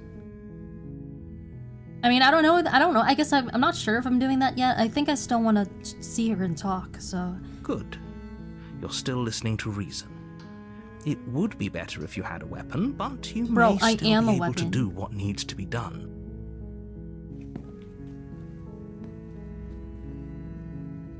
You walk down the stairs and lock eyes with the princess. There's a heavy chain around her wrist, binding her to the far wall of the basement. She's beautiful. How could someone like this be a threat to anyone? I am begging you to stay focused. There's a lot riding on you here. Hi. Do you think you can get me out of these chains? You know, or maybe it's because she knows we're unarmed that she's playing innocent, because she thinks that she can sort of manipulate us into breaking her free, whereas she just assumes that's like not an option if we got the knife. But also like the lines this time are definitely different. Like the hero's lines are different too. Like last time he called her coldly beautiful, and this time he just says like she's beautiful, and which I do have to say, I mean, yes, she is pretty, but like that should not be a consideration when we're judging someone's morality. Like it is possible for ugly people to be good and hot people to be bad. Let's talk a bit first. Yeah, let's talk. Okay. Oh, she kind of didn't like that.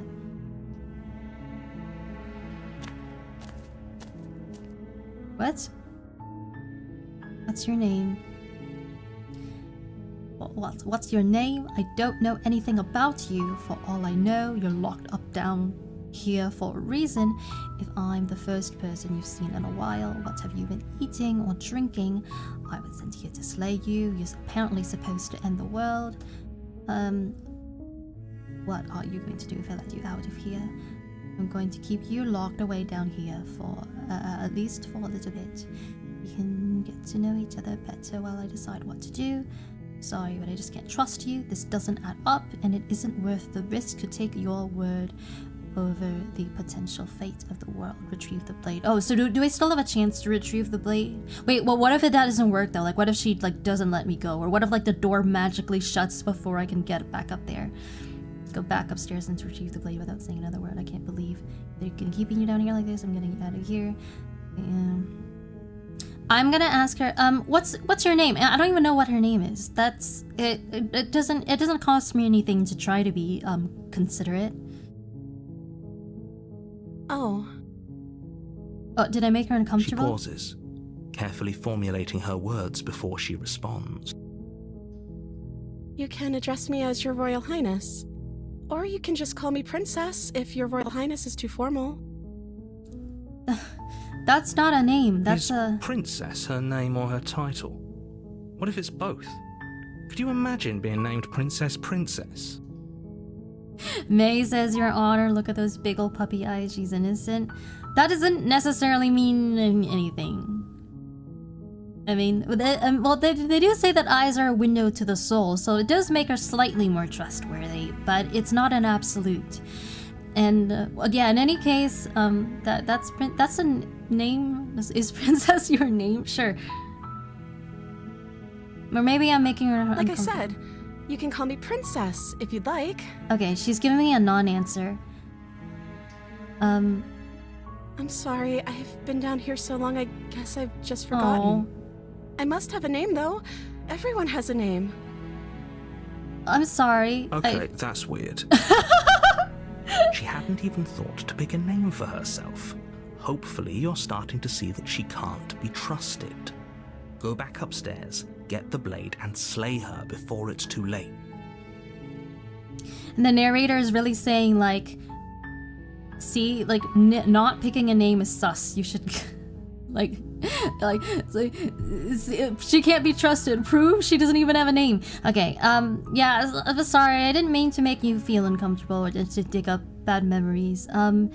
If you don't have a name, yeah, I guess I'll just pretend your name is Princess. I thought I was gonna say something else, but now I forgot what it was.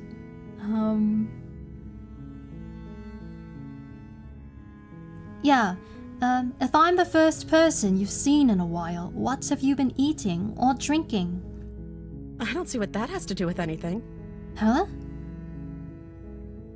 This is the only time this is ever going to happen, but I agree with the princess. That's hardly relevant. Okay, but actually, what has she been eating? She has to eat, right? These are good questions on the part of the hero. Like, this actually makes her more suspicious. I feel like maybe she's kind of betraying the fact that she's not human here. I mean, we kind of already knew this isn't our very first run, but, like, yeah. It makes her sound like, yeah, less sort of, you know, a bit monstrous with the implication that she doesn't have to eat and can still survive.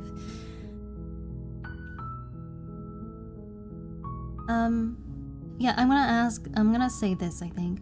I don't know anything about you. For all I know, you're locked up down here for a reason.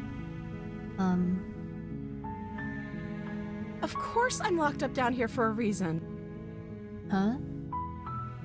I don't actually know what that reason is, but you don't just stuff a princess in a basement and throw away the key without there being some sort of an explanation, right? You have all the explanation you need. You should know better than to trust whatever she comes up with. I was sent here to slay you. I don't feel the need to tell her that. She hasn't asked us why we're here, and omitting information is not necessarily the same thing as lying. Like, it's not, I think I would only have sort of, an ethical, like, need to tell her that if I was planning to slay her, but, you know, maybe then, but, if I'm not, then there's no point in saying that. What are you going to do if I let you out of here? I think that's also a worthwhile question to ask. The princess hesitates before responding. She doesn't know. She's been down here too long to have any idea of what she'd do in another life. She knows what she'd do. She's just searching for whatever answer she thinks you want to hear. Are you looking for the truth, or are you looking for the right answer? Because with the dynamic we have going on here, I don't think the specifics of what I do really matter. I mean... It's not like you'd believe me. I do kind of feel like if she was truly innocent, she would just tell us. I gotta say, if this were my first run, if I were playing this game blind and this was the very start of the game, I think I would feel at least tempted to grab the blade and slay her. I don't think that she's all in all making that convincing of a case for her innocence. But this isn't the very start. We know that killing her does not directly solve anything, and we are looking to do something different from what we tried the first time around. So I think I'm actually gonna free her. Examine the chains. Yeah, I'm gonna go with this option. Okay, I'm going to get you out of here. Don't make me regret this. You're only making this more difficult. Thank you, and you won't. I promise. You're making a huge mistake. No, you're doing the right thing. You walk up to the chains binding the princess to the wall and give them a tug. They're large and heavy, far too solid for you to even imagine trying to break them apart. I'm guessing you don't have the key? Maybe it's somewhere upstairs. Doubtful. Whoever locked the princess away down here intended for her to never see the light of day. They wouldn't have just left the key to her chains somewhere in the cabin. If there isn't a key, you have any other ideas? I'm going to check upstairs. Maybe the key is still lying around somewhere up there. And if not, maybe I can at least find something to break you free. While that sounds like a wise option in some ways, I feel a bit uneasy about leaving her unattended. Like, what if she changes her mind and, I don't know, attacks me? That's a paranoia of mine. I don't want to turn my back on her. Gotta face forward. I thought I was innocent until proven guilty. Yeah, well, good thing I am not the law. I am justice. But seriously, if somebody... Okay, let's do a thought experiment, all right? How do we know she hasn't already been proven guilty? Let's do a thought experiment. If someone who is like analogous to the narrator comes up to you and says, you have to kill this other person, and the other person being analogous to the princess. Yeah, you have to kill the other. I'm gonna give you a knife. You have to kill the other person right now, or the world will end immediately. Like, what would you do? You could say something similar to what I did on the start of the game, and be like, well, I don't have enough proof to believe you, so I'm not gonna do anything. But let's say that, like, for some reason you had reason to believe that the person A was telling the truth. Like, maybe person B says, like, yes, I am going to end the world. Maybe they have some way of proving it to you. Then would you not at least consider killing that person to prevent the end of the world, even though it hasn't actually happened yet? Like, you're preventing something like because I feel this is a really dilemma, because this is a real dilemma that like, I don't know if the laws in our society really like account for, because I feel like our laws mostly, you know, operate on innocent until proven guilty. So how things usually work is, you know, we wait for people to like do bad things, and then we try to like prosecute them and lock them up. But there isn't a lot in my opinion, there is not enough in our society in the way of prevention, in the way of,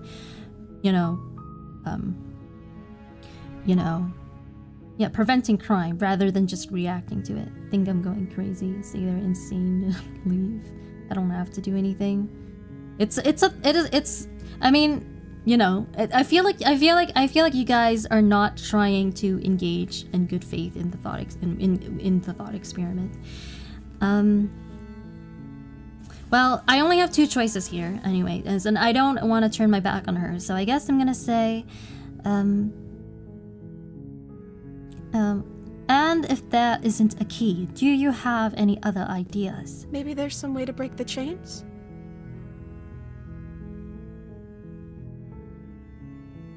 Or if that doesn't work, I guess we can always cut me out of them. She offers the suggestion with almost complete nonchalance.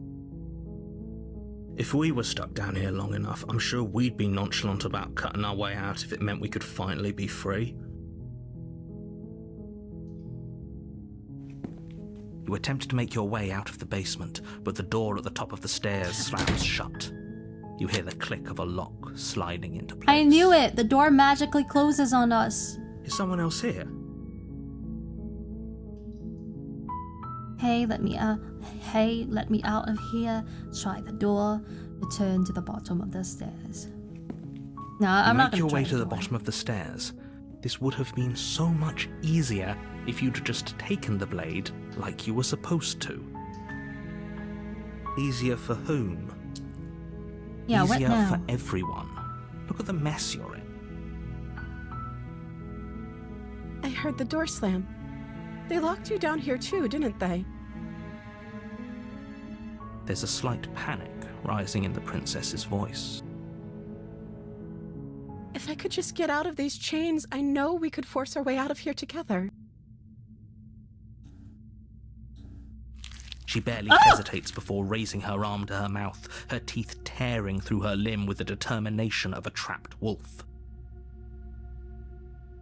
As she rips her flesh from her bone, a sound comes from behind you, the clang of bouncing metal. It's the blade from upstairs.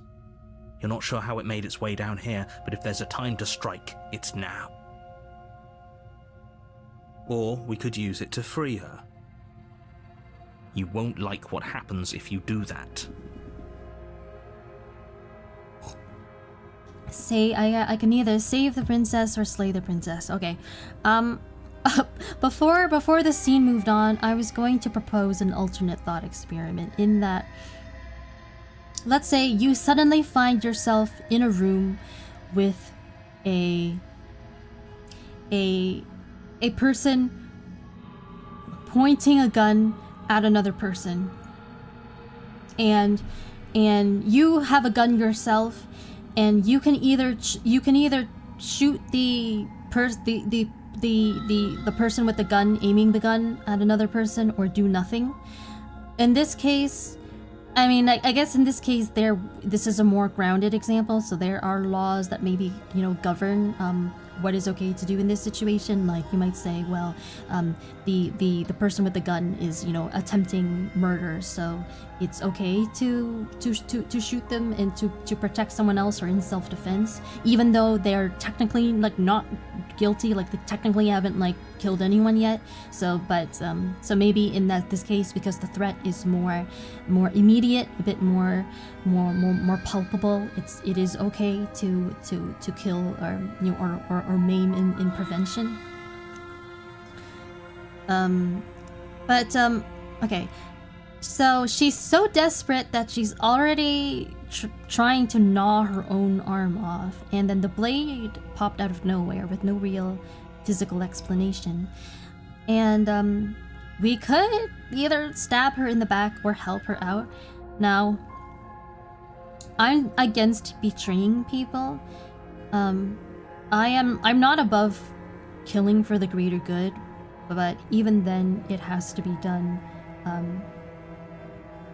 I guess, honestly, maybe, for lack of a better word. Like, now that we've already basically gotten her to trust us, I don't feel right about turning on her now. If I was here to kill her, I should have made that apparent from the beginning. That's how I feel. And honestly, there's a part of me that admires, in a dark way, her sheer determination to free herself, to the point of being willing to, you know, do that. So I think I'm going to save the princess. Tyler says, I think the main thing is how immediate and real the threat is. Just a guy saying that guy over there is going to destroy the world so vaguely, versus this guy with a gun pointed at him will shoot. Okay, I think I understand. It's like, do you have a duty to provide aid?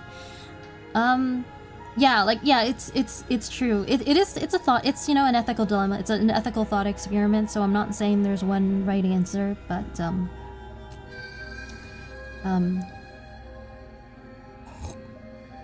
like, maybe if we want to make it even more comparable to the game, we could say, like, in either the case of the person who is supposedly going to destroy the world or the person with a gun, you are trapped in that room.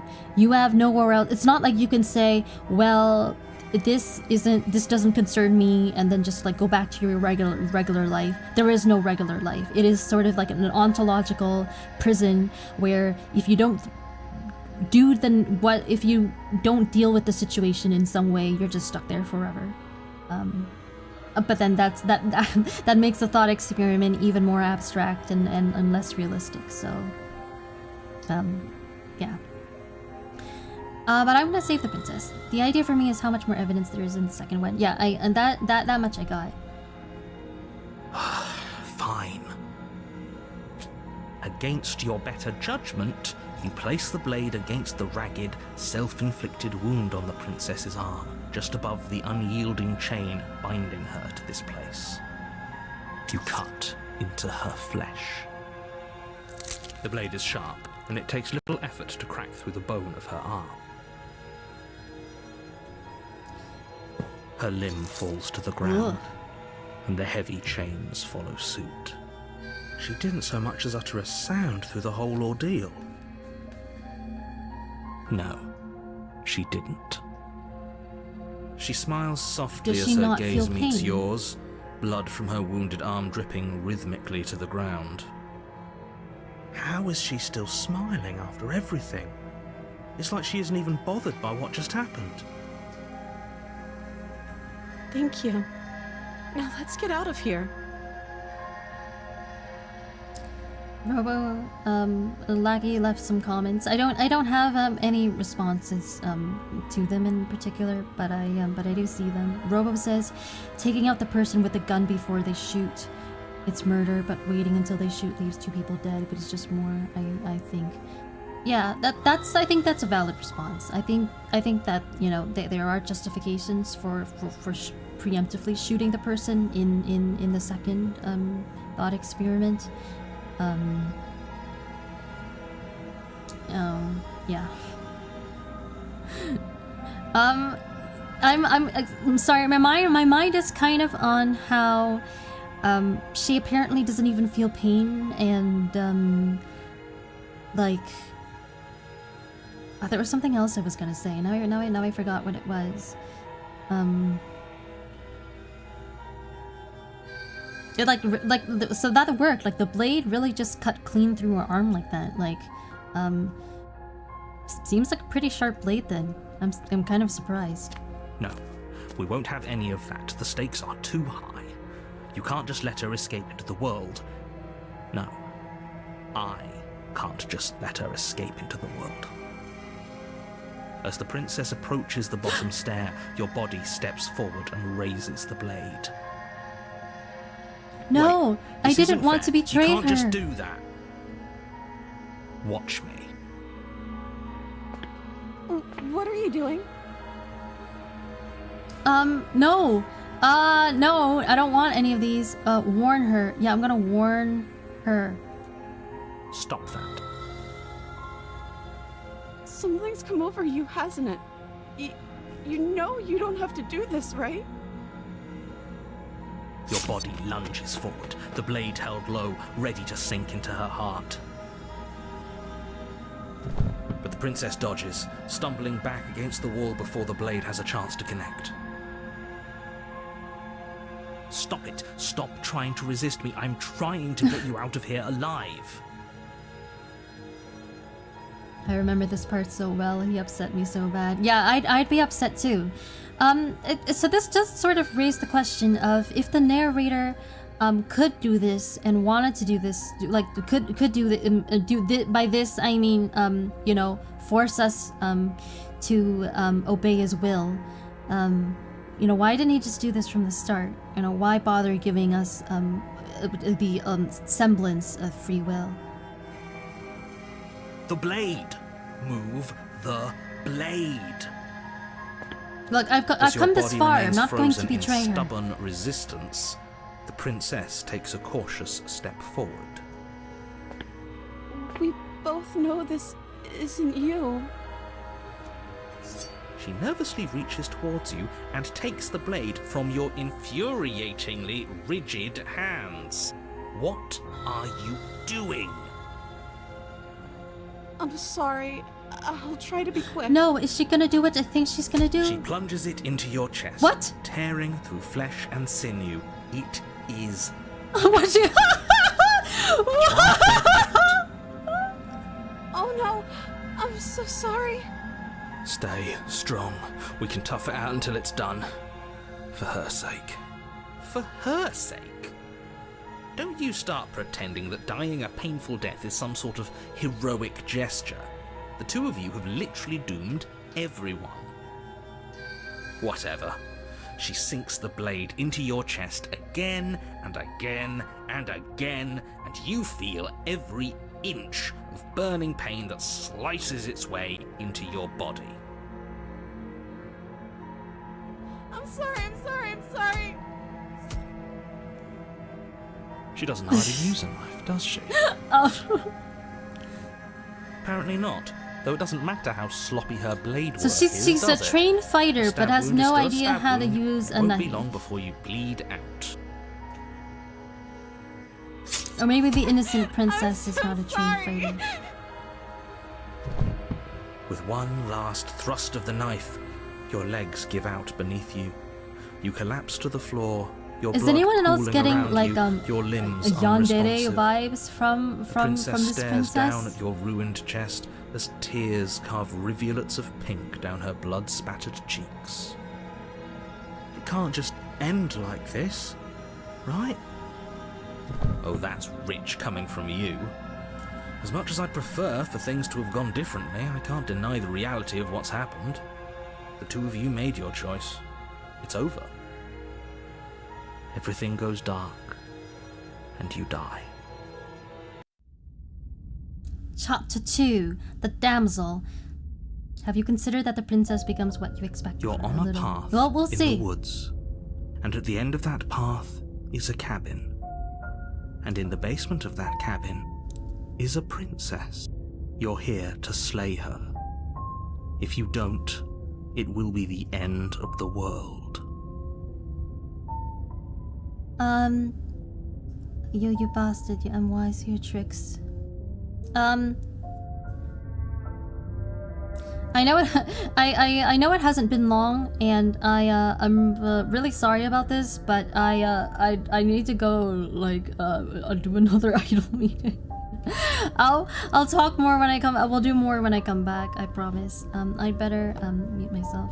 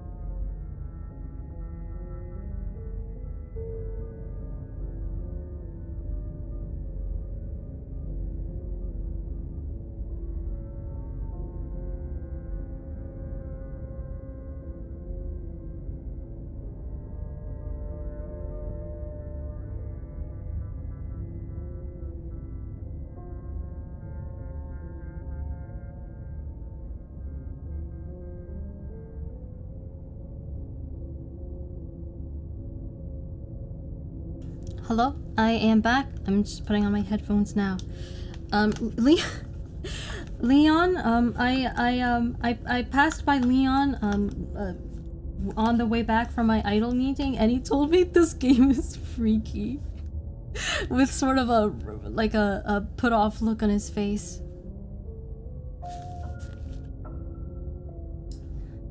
You're on a path in the woods, and at the end of that path is a cabin. In the basement of that cabin is a princess.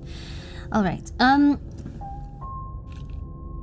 was going to say, So the narrator taking control of her body was a surprise, and I, in response, when the princess seized the knife from us, I was expecting her to kill herself out of mercy for us, and then she ended up killing us. I mean, I guess still out of mercy for us technically, but she I guess it's like in a putting us out of her misery kind of way. Like, she recognized that we were being controlled against our will, and decided to put us out of her misery, which, you know, like, thanks. I mean, at least she had good intentions. I acknowledge that much. Well, and we've been through these dialogue choices before as well, so I'm just gonna go to the cabin. I'm not gonna bother bantering with the narrator. Just pointless talk. I want to check on the princess. If, just like before, if I'm alive, she must be alive as well. A warning, she will lie. If only you knew what you did to us, you villain. Excuse me? Forget he said anything. But he is a villain. He made our beloved brutally take our life last time. He's trying to keep us apart, but he won't be able to withstand the power of our love. Last time? What are you talking about? I think he just likes to hear the sound of his own voice. Let's try to ignore him. I do, but I also speak from the heart. My passions are too great to be stifled. They must be expressed. Sure, yeah, your passions are strong and all, but not everyone needs to hear them. Some things are better kept quiet. Don't pay their bickering any mind. Focus on the task ahead. Proceed into the cabin. So, we're joined by a new voice, the voice of the smitten. The voice of the hero really just went like, you know, bonk, go to horny jail, to the voice of the smitten. So this sounds even more like traditional, like, fairy tale Prince Charming, you know, the kind that you would imagine, or like you know, like a knight in a knight in shining armor that falls in love with a princess.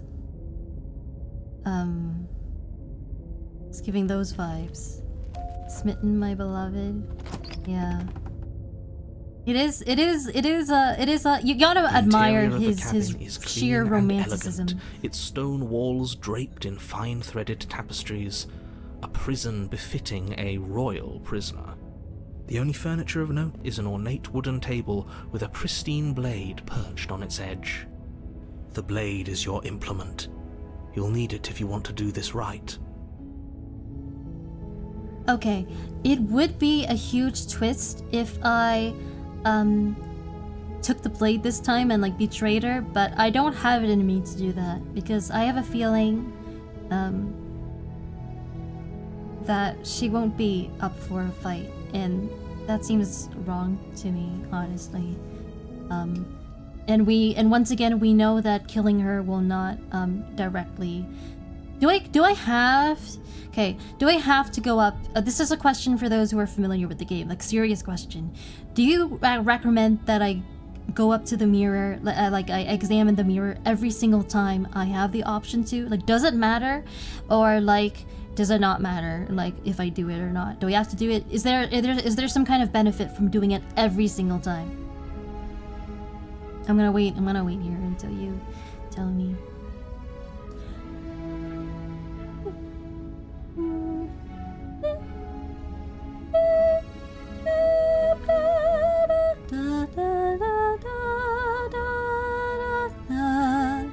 Turn my head with talk of summertime.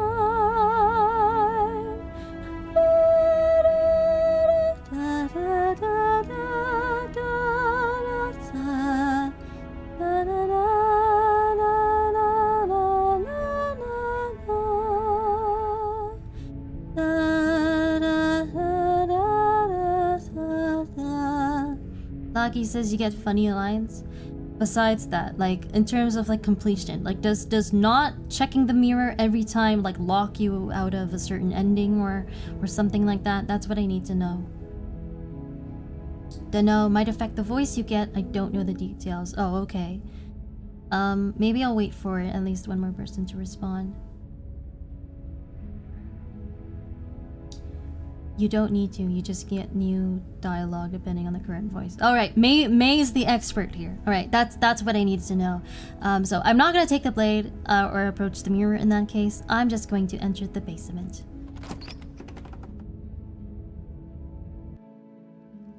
The door to the basement creaks open, revealing an intricate stairwell.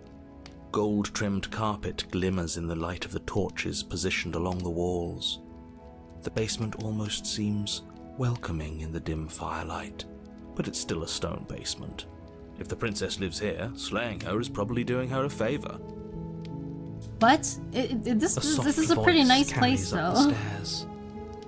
Hello? Is someone there? Her voice. It's somehow even more beautiful than last time. I think we're in love. Okay, I'm with you that we should be doing whatever we can to save her, but saying we're in love is a bit much, don't you think? We don't even know the princess. We can still do right by her without all this fawning. Yes, for everyone's sake, you're not in love. Just remember that her charms are all part of the manipulation. You walk down the stairs and lock eyes with the princess. There's a heavy chain around her wrist, binding her to the far wall. My love, we're here to rescue you from your unjust and foul imprisonment. You know she can't hear you, right? She may not be able to hear my words, but surely she can hear my spirit. Oh, your spirit's plenty loud, all right. It's you, my dashing hero. I was so worried you wouldn't come back. And she recognizes us. Do you hear that? She said we're dashing. And she called us a hero. Even the Flattery Euros really goes now. a long way with the two of you, doesn't it? Waiting for you to come back? You've been here before, haven't you? That's right, villain, and you killed us. Well, she killed us. Only because he made us try and kill her. It was self-defense. Our beloved's hands remain unstained by cruelty. And you've died before. So an entire world has been damned to oblivion. I'd really hoped I'd be the first, but what's done is done. What matters is you have a chance to do it right this time. We damned a whole world. But everything reset. Nothing resets, you're just somewhere else. You can't keep hopping between worlds forever. Especially not without leaving a trail of incomprehensible devastation behind you. This is horrible. Okay. So, the narrator says that you'd be, if she's trapped in a place like this, you'd be doing her a favor by killing her every single time, no matter what the circumstances are. Even if, like, this is the nicest cabin that I think we've been in yet. It's got like a carpet, it's got like glowing candlelight on the walls and everything. So, and this, she looks so cute this time. This is like the most sort of petite and like feminine that we've ever seen her. She has like her dress has like extra ruffles now. It looks kind of like a wedding dress. It's really sweet. So you killed me a lot. Well, I'm not mad. I'm actually with the voice of the smitten on this one. I'm not mad at her for killing me. I'm more mad at the narrator for, she had her heart was in the right place. So I'm not gonna hold it against her. What happened after I died? I have to ask, did you end the world after you killed me back there? I'm sorry about what happened last time, the narrator. Yeah, I think she knows what happened based on her actions last time, but I still feel the need to address it, I think. I want to talk with her first before doing anything else. If another version of me was pushed to such drastic action, it was for good reason. That's okay. You were just doing your best, and that's all that matters. She took that in stride. To a surprising extent. An almost unsettling extent, actually. That's because she's perfect. That's because she's You think perfect. she has someone like him telling her what to do? She doesn't. There's no one else like me. Ooh, and narrate that was a narrator said something very curiosity from she our doesn't coded have just some there. horrid little voice like him, always trying to drive her to violence. Okay. Does she sound maybe a little too positive to anyone else? Like, she sounds almost forced. Like she, like maybe there's something about it that's maybe feels a little forced or insincere. Like, I personally think it's best when people are not overly positive or negative, like they can just be a bit of either, as befits the situation. Like, I think, like, you know, obviously it is sort of kind of not very fun when people are just too negative all the time, but forced positivity is just also kind of, I think, dishonest, because, you know, it doesn't really just do any good to gloss over actual, you know, dangers and negative things in the world, to just kind of just almost pretend that they don't exist. Like, sometimes we do need to confront conflict and you know, sad things, regrettable things head on. So I don't know, like, does anyone else get the same vibe from her response just now? Like, she seems kind of almost like she's afraid to say anything bad. Like, she's trying, like it does actually sound like she is flattering us, or like even maybe not like intentionally, but she just sound like a people pleaser. Like that's what she sounds like right now. She sounds like a people pleaser, and it just makes me kind of like worried about her, because like generally feel like generally speaking, like people who have like people pleasing habits are often like they, you know, like they have trauma or something like that makes them, like, you know, afraid to like make other people mad. So I don't know, it kind of makes me concerned for her. But there's no option here to address her people-pleasing tendency, so maybe I'll just rescue her. We might as well finish what we started. Rescue her? What are you talking about? Did you forget that she's a world-ending monstrosity? And even if you wanted to unleash her onto the world, despite the complete moral disaster that would be, you'd have to get her out of those chains. Good luck with that. Don't you see how dainty her hands are? You'll be able to slip her out with ease. No, she's a prisoner here. You can't just slip her hand through the chains. If her hand could just slip out of the chains, why hasn't she done it already? Because we've yet to present her with her freedom. I'm not sure I follow. Would you rather believe me, a passionate heart guided by love and my own good nature, or would you rather believe the devil on your shoulder who tells you what you can and cannot do?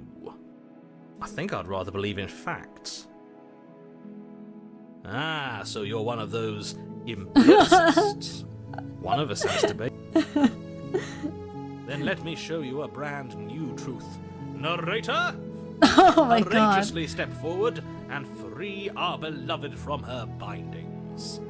No, I can't let you do that. If you take another step towards the princess, You'll what? Take over our body and force us to try and kill her? I would if you had a weapon. Not on my watch, villain. My passions contain titanic depths, and if you try anything that might harm our dearest, I will end our life without a second thought. You wouldn't. I would. I'd listen to him if I were you. He has a lot of strong feelings, and doesn't the world end if we don't stop her?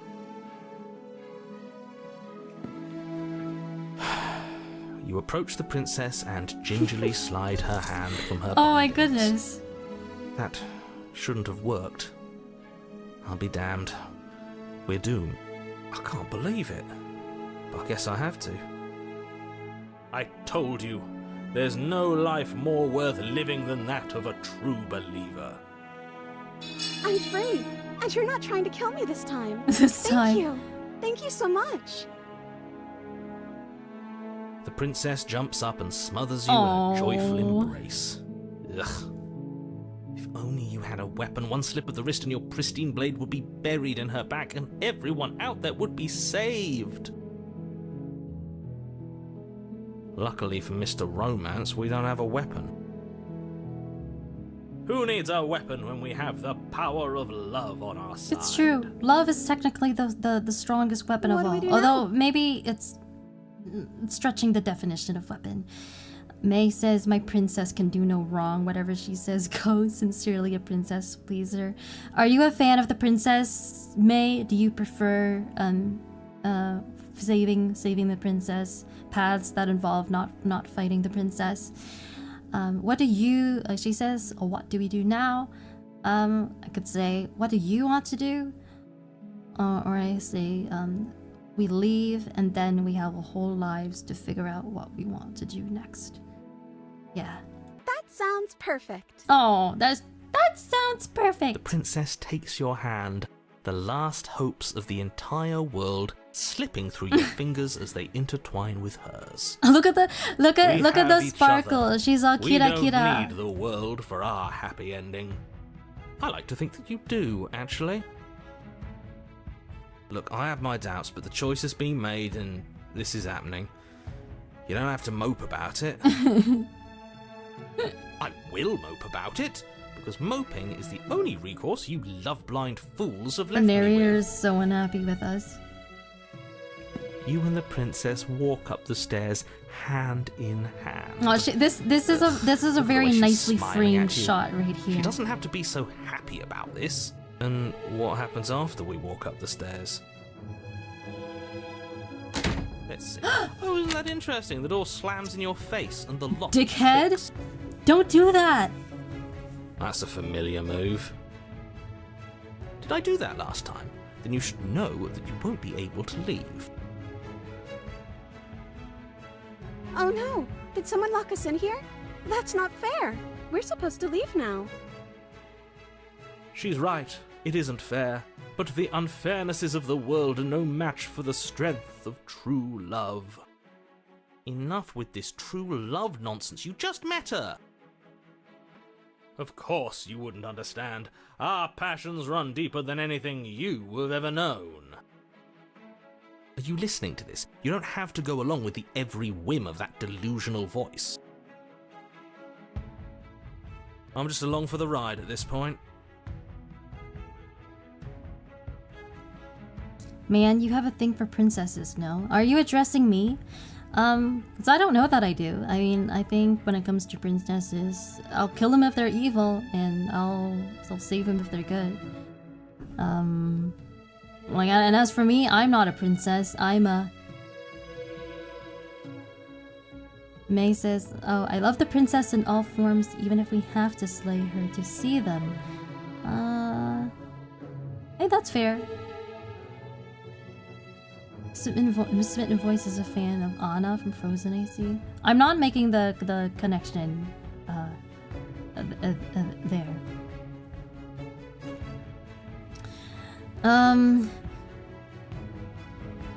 Yeah, I know. I'm aware that some of the different vessels of the princess are fan favorites or particularly beloved by the fan base. I'm not sure what all of those are, but I have a vague understanding that yeah, there are many different vessels and stuff. So having not played the game before myself, and not having looked up all the spoilers, I'm not sure which ones are my favorite. I would say, I guess so far, I do like both this sort of very innocent princess, as well as the dragon one that we fought last time. I mean, she was menacing, but she was genuinely cool. She was a worthy adversary for sure. Also, speaking of adversary,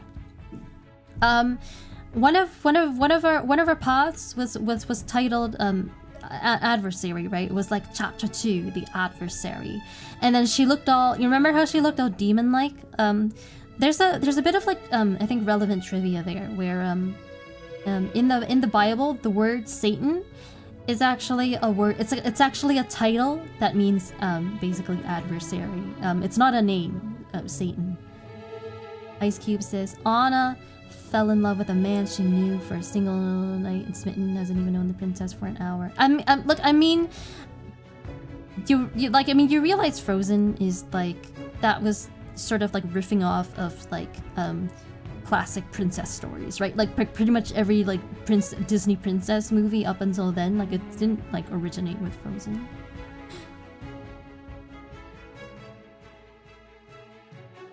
I don't know, or maybe there is a connection, but I don't feel like there is one based on just that.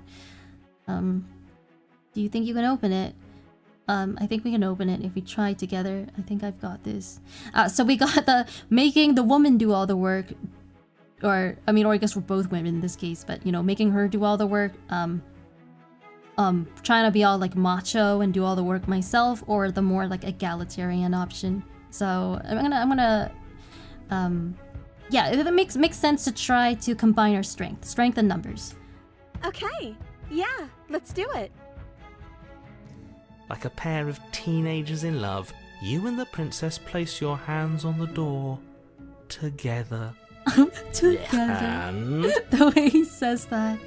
the lock clicks and the door creaks open. Are you kidding me? Oh. I told you our love was insurmountable. You and the princess make your way upstairs, and the blade, that's right, there's still a chance for you to do the right thing. Take the blade from the table and slay her before it's too late. No, I'm not doing that. I can't, like, we already know that killing her is pointless, and look at the way she's smiling at us. I can't. Akarisu-senpai! Irashaimase! Welcome, Karis.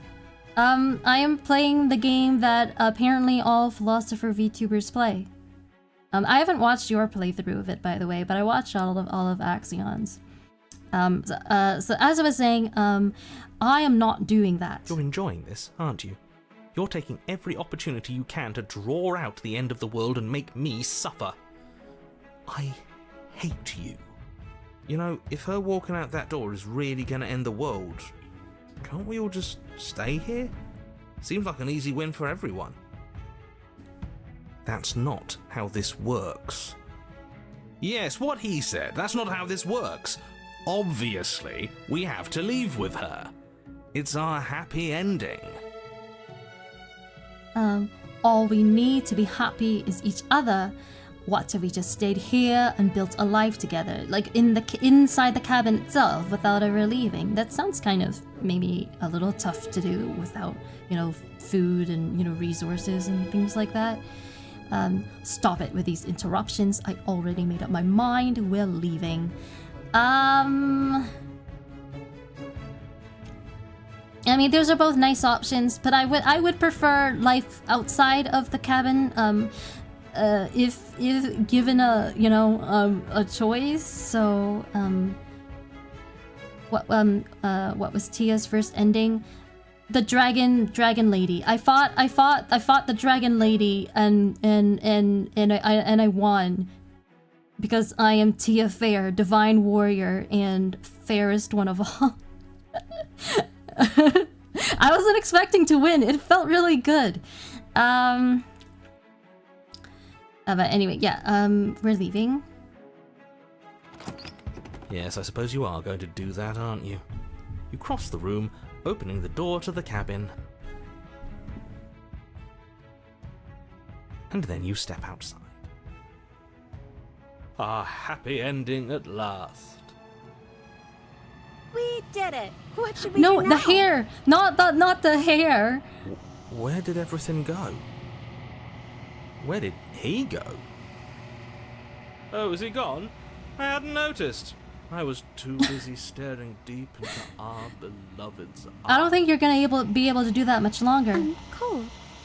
Is being happy Oh, no. supposed to be so cold? She's cold.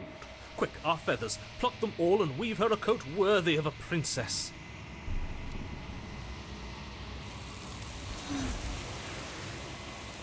Oh, it happened again. The hands and the hairy background. But you don't get the chance to make that jacket. Nor what jacket? Nor will you ever. It's time for you to leave. Memory returns. She's gone. Where did she go? Should we try and find her? And is that a mirror? Why is it here? Why now?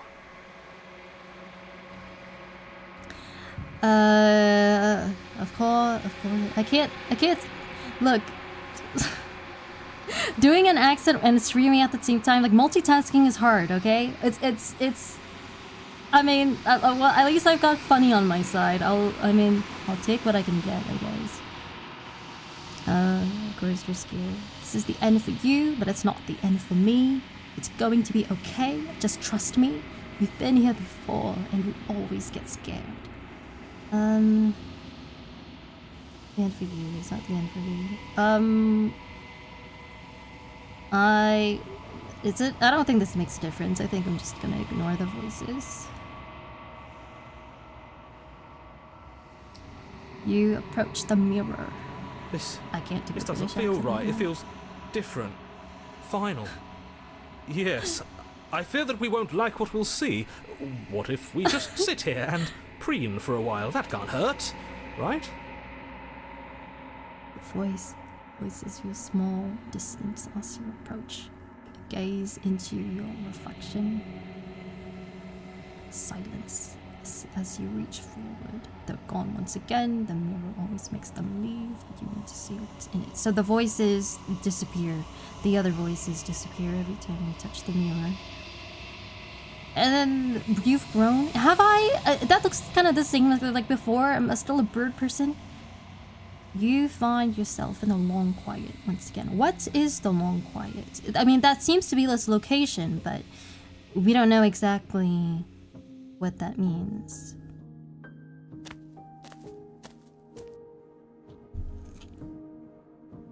You are at the cabin. Yes, the cabin with the hairy floor. Perfectly normal cabin. Flickering lights and empty cityscapes become pockets of vitality and movement. I am more than I was before. Whenever you are ready, I will wipe your slate clean once again. Are you the same being as you were before? How much have you changed? What does it feel like to change like this? When this is all done, do you know what you want to do?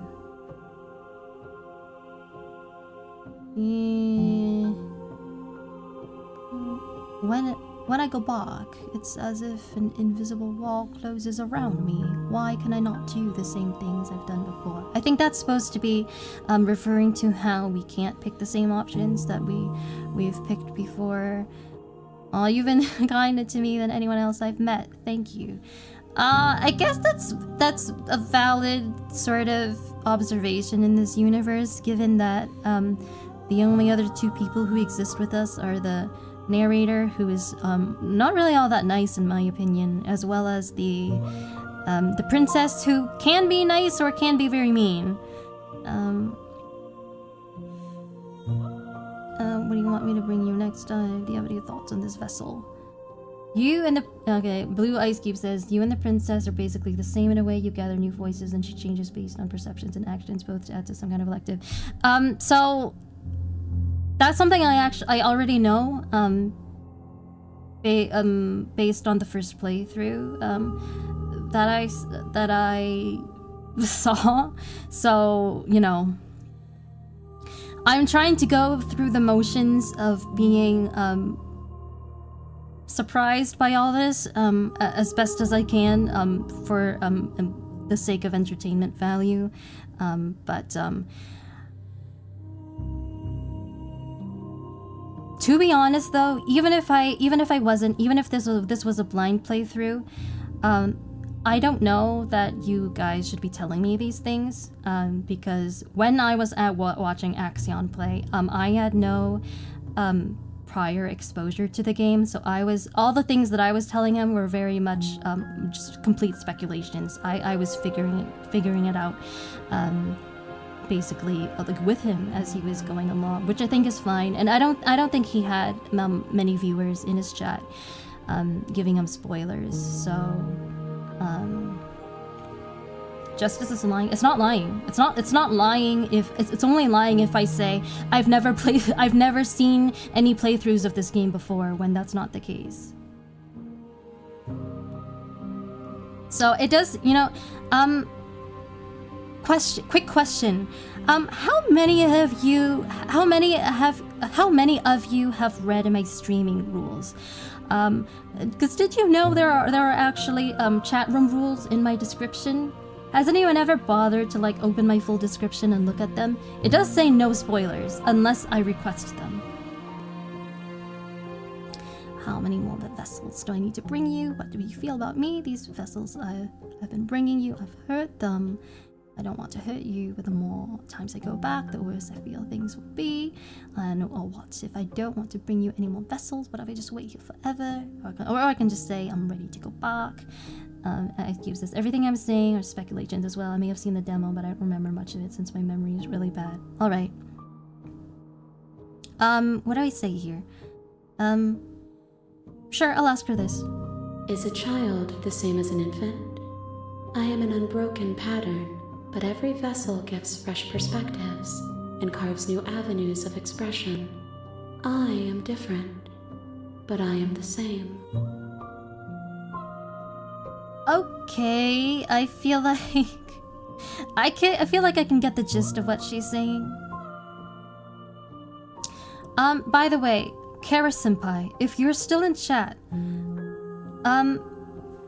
what you said before raises the question.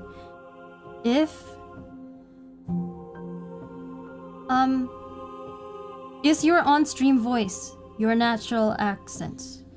Your natural speaking voice? And if it is, can you affect a British accent on purpose? Since you're more of an expert than I am and everything. If you're not here anymore, I'll ask you some other time when I have the chance. I'll ask her this. Eyes close in reflection. Perspectives meld together, and the breadth of my experience stretches to new corners. There are contradictions, conflicts in my nature, and there are familiarities that bind everything together. It feels correct. This is what I need to be. This is the only path forward. Okay. When all this is done.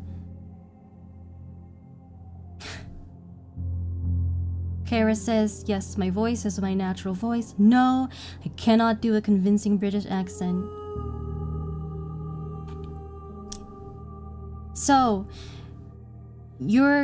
I take it that you're able to judge that my accent isn't right, even though yours isn't either. Well, I can convince kids and an attentive elderly. I'm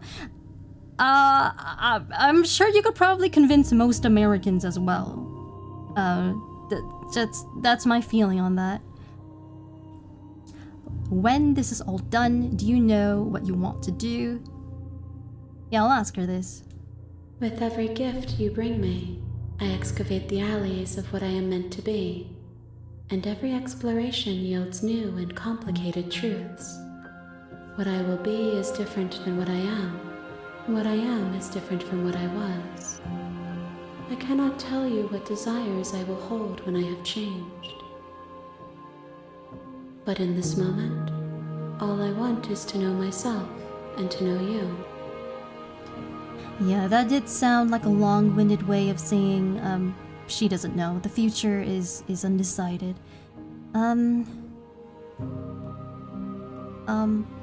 What do you want me to bring you next time? Gifts aren't what someone tells you to bring them. Okay, true. My joy isn't seeing Well, I what mean, you choose. sort of. I mean, I wrong make answers. requests of every perspective Leon's illuminates my shadows Christmas and gifts for shares me their all the time, secrets. every year. Okay, but she's saying she genuinely appreciates our choices of gifts for her, which is nice. Do you have any thoughts on this vessel? Okay, at least, Karis, at least give me this. My British accent can't be the worst attempt at a British accent you've ever heard, because I've heard many worse, personally. This one is soft and delicate. You Aw. molded her to love you, and she'll make for a gentle heart. Do not mourn her. She has served her purpose. So so the entity is pretty much admitting that our actions help determine the nature of the vessel that gets submitted, so to speak.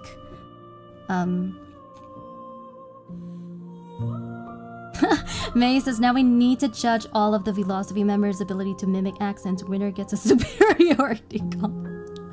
What will I do with 2? That's not a question you have to ask, because you've given me no reason to believe that you will win, unless you're secretly a master of accents. That and this is an ability you simply have not showcased so far, except that what you just said would contradict that notion, because you admitted that you cannot do a convincing British accent, so that lowers the odds that you can do any other accent convincingly. If there are other accents you can do convincingly, now's the time to let us know. I'm all ears. I'll even tell Axe, because I haven't heard him do any accents either. I can do maybe like up to like three English language accents, personally. Not to say that all of them are like, you know, completely convincing, but I can at least attempt, I think, 3 different ones. And I think I've done all of them on stream at least once. So you don't have any preferences on how you like to change or grow? Well, I mean, it sounds like it. Yeah. How many more vessels do I need to bring you? If I am to be an ocean, you have nurtured me into a pond. My waters are shallow and murky, and I yearn for more perspective. You will have your rest in due time, and I am sorry for the burdens I place on you.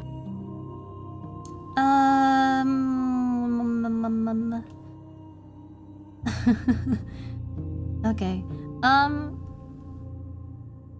Yeah. I think I'm gonna end this exchange now. I think I know what I need to know. It doesn't sound like we're close to the end yet, but you know, it is what it is. Still got a lot of work ahead of us. I will long for your return, but it will give me time to reflect on what I am. We will meet again.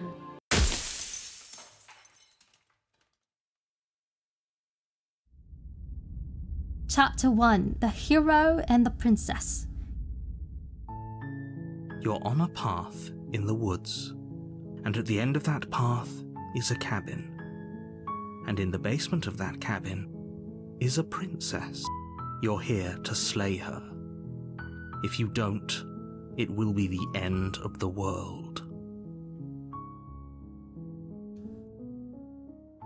Kara says, I used to watch a ton of dialect coach Eric Singer videos. It was one of my fixations for a while. In that case, look, if there are some accents you can do, you gotta show us, all right? And then you can earn that sense of superiority. But I'm not gonna give it to you. I'm not gonna let you have it for free. Okay. I think I'm going to end stream, because I should remember to save first. I'm not sure if this game has autosaves, but I'm gonna save manually just in case. So I think, do we just like do this? Page 1? Like, why does it go A, Q, 1, 2, 3, 4, 5, 6, 7, 8?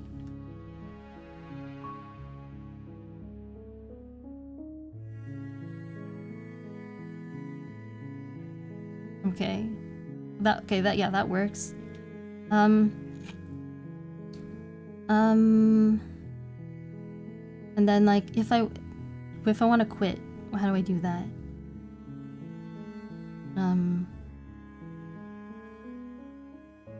Maybe I can't go back to the title screen. Maybe I just gotta close the game.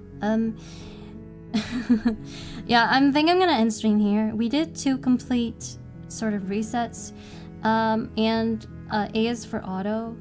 Oh, should I save it in a different slot then? What's Q?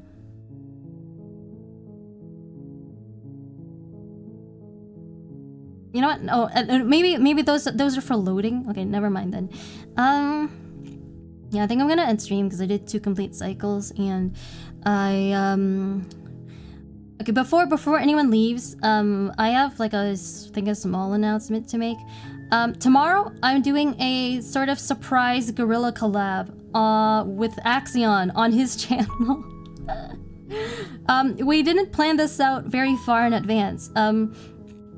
The deal is, he's been streaming a really cool game called Minds Beneath Us on his channel for the last few weeks. The game, it's a really cool game, but it doesn't have any voice acting. So he's been reading out all the dialogue in the game by himself so far. And quick Q is for quick saves, all right. And then last episode, he said that reading out all the dialogue on his own has been sort of putting a strain on his voice. So I kind of just spontaneously offered to help him voice act the lines, just in like on a Discord like voice call. And he has decided to take me up on that offer. So tomorrow, he is I think he's planning to stream the next episode tomorrow, and with any luck, I will be joining him. Not sure exactly what the dynamic of the collab will be, but yeah, like I don't know if I will be it'll like how much I will like contribute besides just voice acting, but maybe that's something we'll iron out tomorrow. But in any case, yeah, if you wanna maybe see what I sound like trying to voice act, now's your chance is about to come. So that's gonna be tomorrow on Axe's channel at 8 p.m. Eastern, his normal streaming time. And there is another collab we are planning that's gonna happen this month, but I'll talk more about that one at a later time. And then the next stream on my channel will probably be on Monday. I'll probably do a chatting stream. Might be a philosophy stream, actually. I've still gotta work on it and plan it out. So yeah, aside from that, I don't think I have anything else important to say. I mean, I think unfortunately, I do have quite a bit of anxiety to work off. Was having some tech issues at the start of stream that I've talked about already, yeah, and I also have like I have a lot of behind the scenes work to do as always, so I better reserve time for that. As for when I'm playing this game again, I'm not sure exactly what day it will be, but I will be playing again sometime next week. Maybe like could be any time, probably from like Wednesday to Friday. I haven't decided yet. Just look out for the schedule in the waiting room. Yeah, I think that's it. In any case, this was Tia Faire channel. Thank you for watching. Till next time.